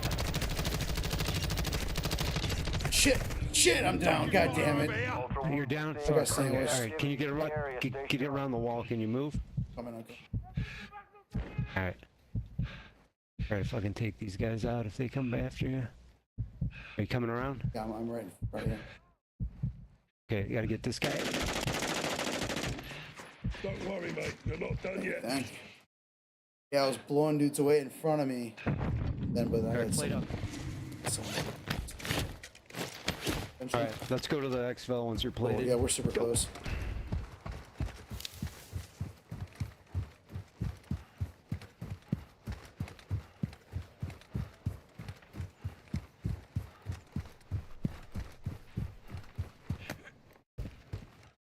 See anybody yet? Ultra One, extraction is inbound at this time. Let's cover. Ultra One, Dino Force inbound for extraction. We're 2 clicks out. Oh, what? Oh, that was you.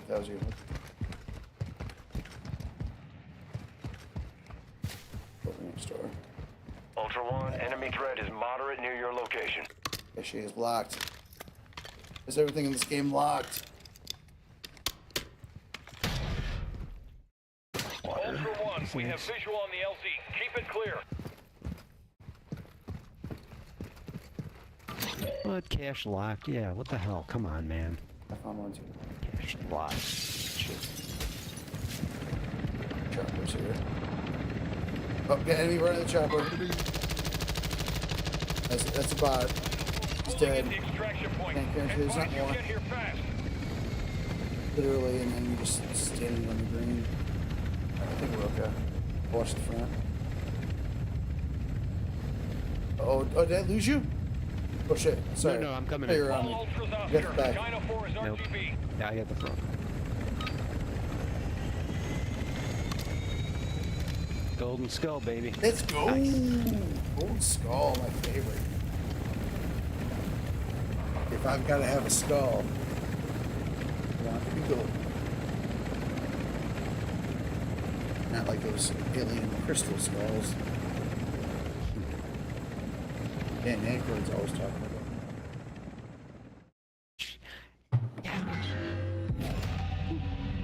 We watched part of that, or most of the SNL like 2-hour special that they had for their 50th anniversary. I don't know if I don't think I saw Dan Aykroyd. I don't think he was. I thought I saw something online, like a story, like talking about who wasn't there, but I didn't look into it. Was Bill Murray here? Did you see Bill Murray or any of the 70s guys? Lorraine Newman for sure. Garrett Morris for sure. But I'm sure like Chevy Chase wasn't. Chevy Chase showed up like at the end, like when they were doing like the closing credits.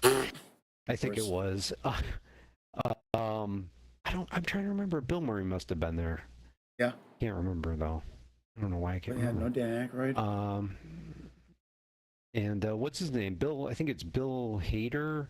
I guess he has massive anxiety and he didn't show up. And then it was kind of weird because Andy Samberg did like a skit that was like talking about how everyone's got anxiety who works there or whatever. It was pretty weird. Huh. So I don't know if I imagine it was intentional, like to make Bill Hader feel better, I guess. I don't know. It's kind of weird, though. Drawing more attention to it than he probably wanted. Anyway, good games, man. Good games. You want to call it there? Yeah, I think I'm going to call it. Going to hit the hay here in a second. All right. But Cool. got anything going on this week? I'm going to work tomorrow, and you know what? I'm actually fine with it. I need a reason to get out. Yeah, no, I just got a dental appointment coming up. Big deal. Yeah, it's time to start flossing my teeth and pretend like I do it all the time. There you go. Perfect. They'll never know. Yeah, never know. Stupid dentist. They don't know anything. Got one on them again. So easily fooled. Yeah, the idiots. Oh man! All right, cool. If you got time, hit me up tomorrow. I'm gonna be down for some matches. I'm on this dark spine grind. Almost. I'm gonna be done with it. I feel like I'm going to be done with the camo grind before spring, which gives me like 2 more seasons before new Call of Duty. Which is, I don't know how I feel about that. We'll see. All right. Anywho, all right. But have a good night. I'll hit me up. All right, we'll do. Have a good night. You do, late.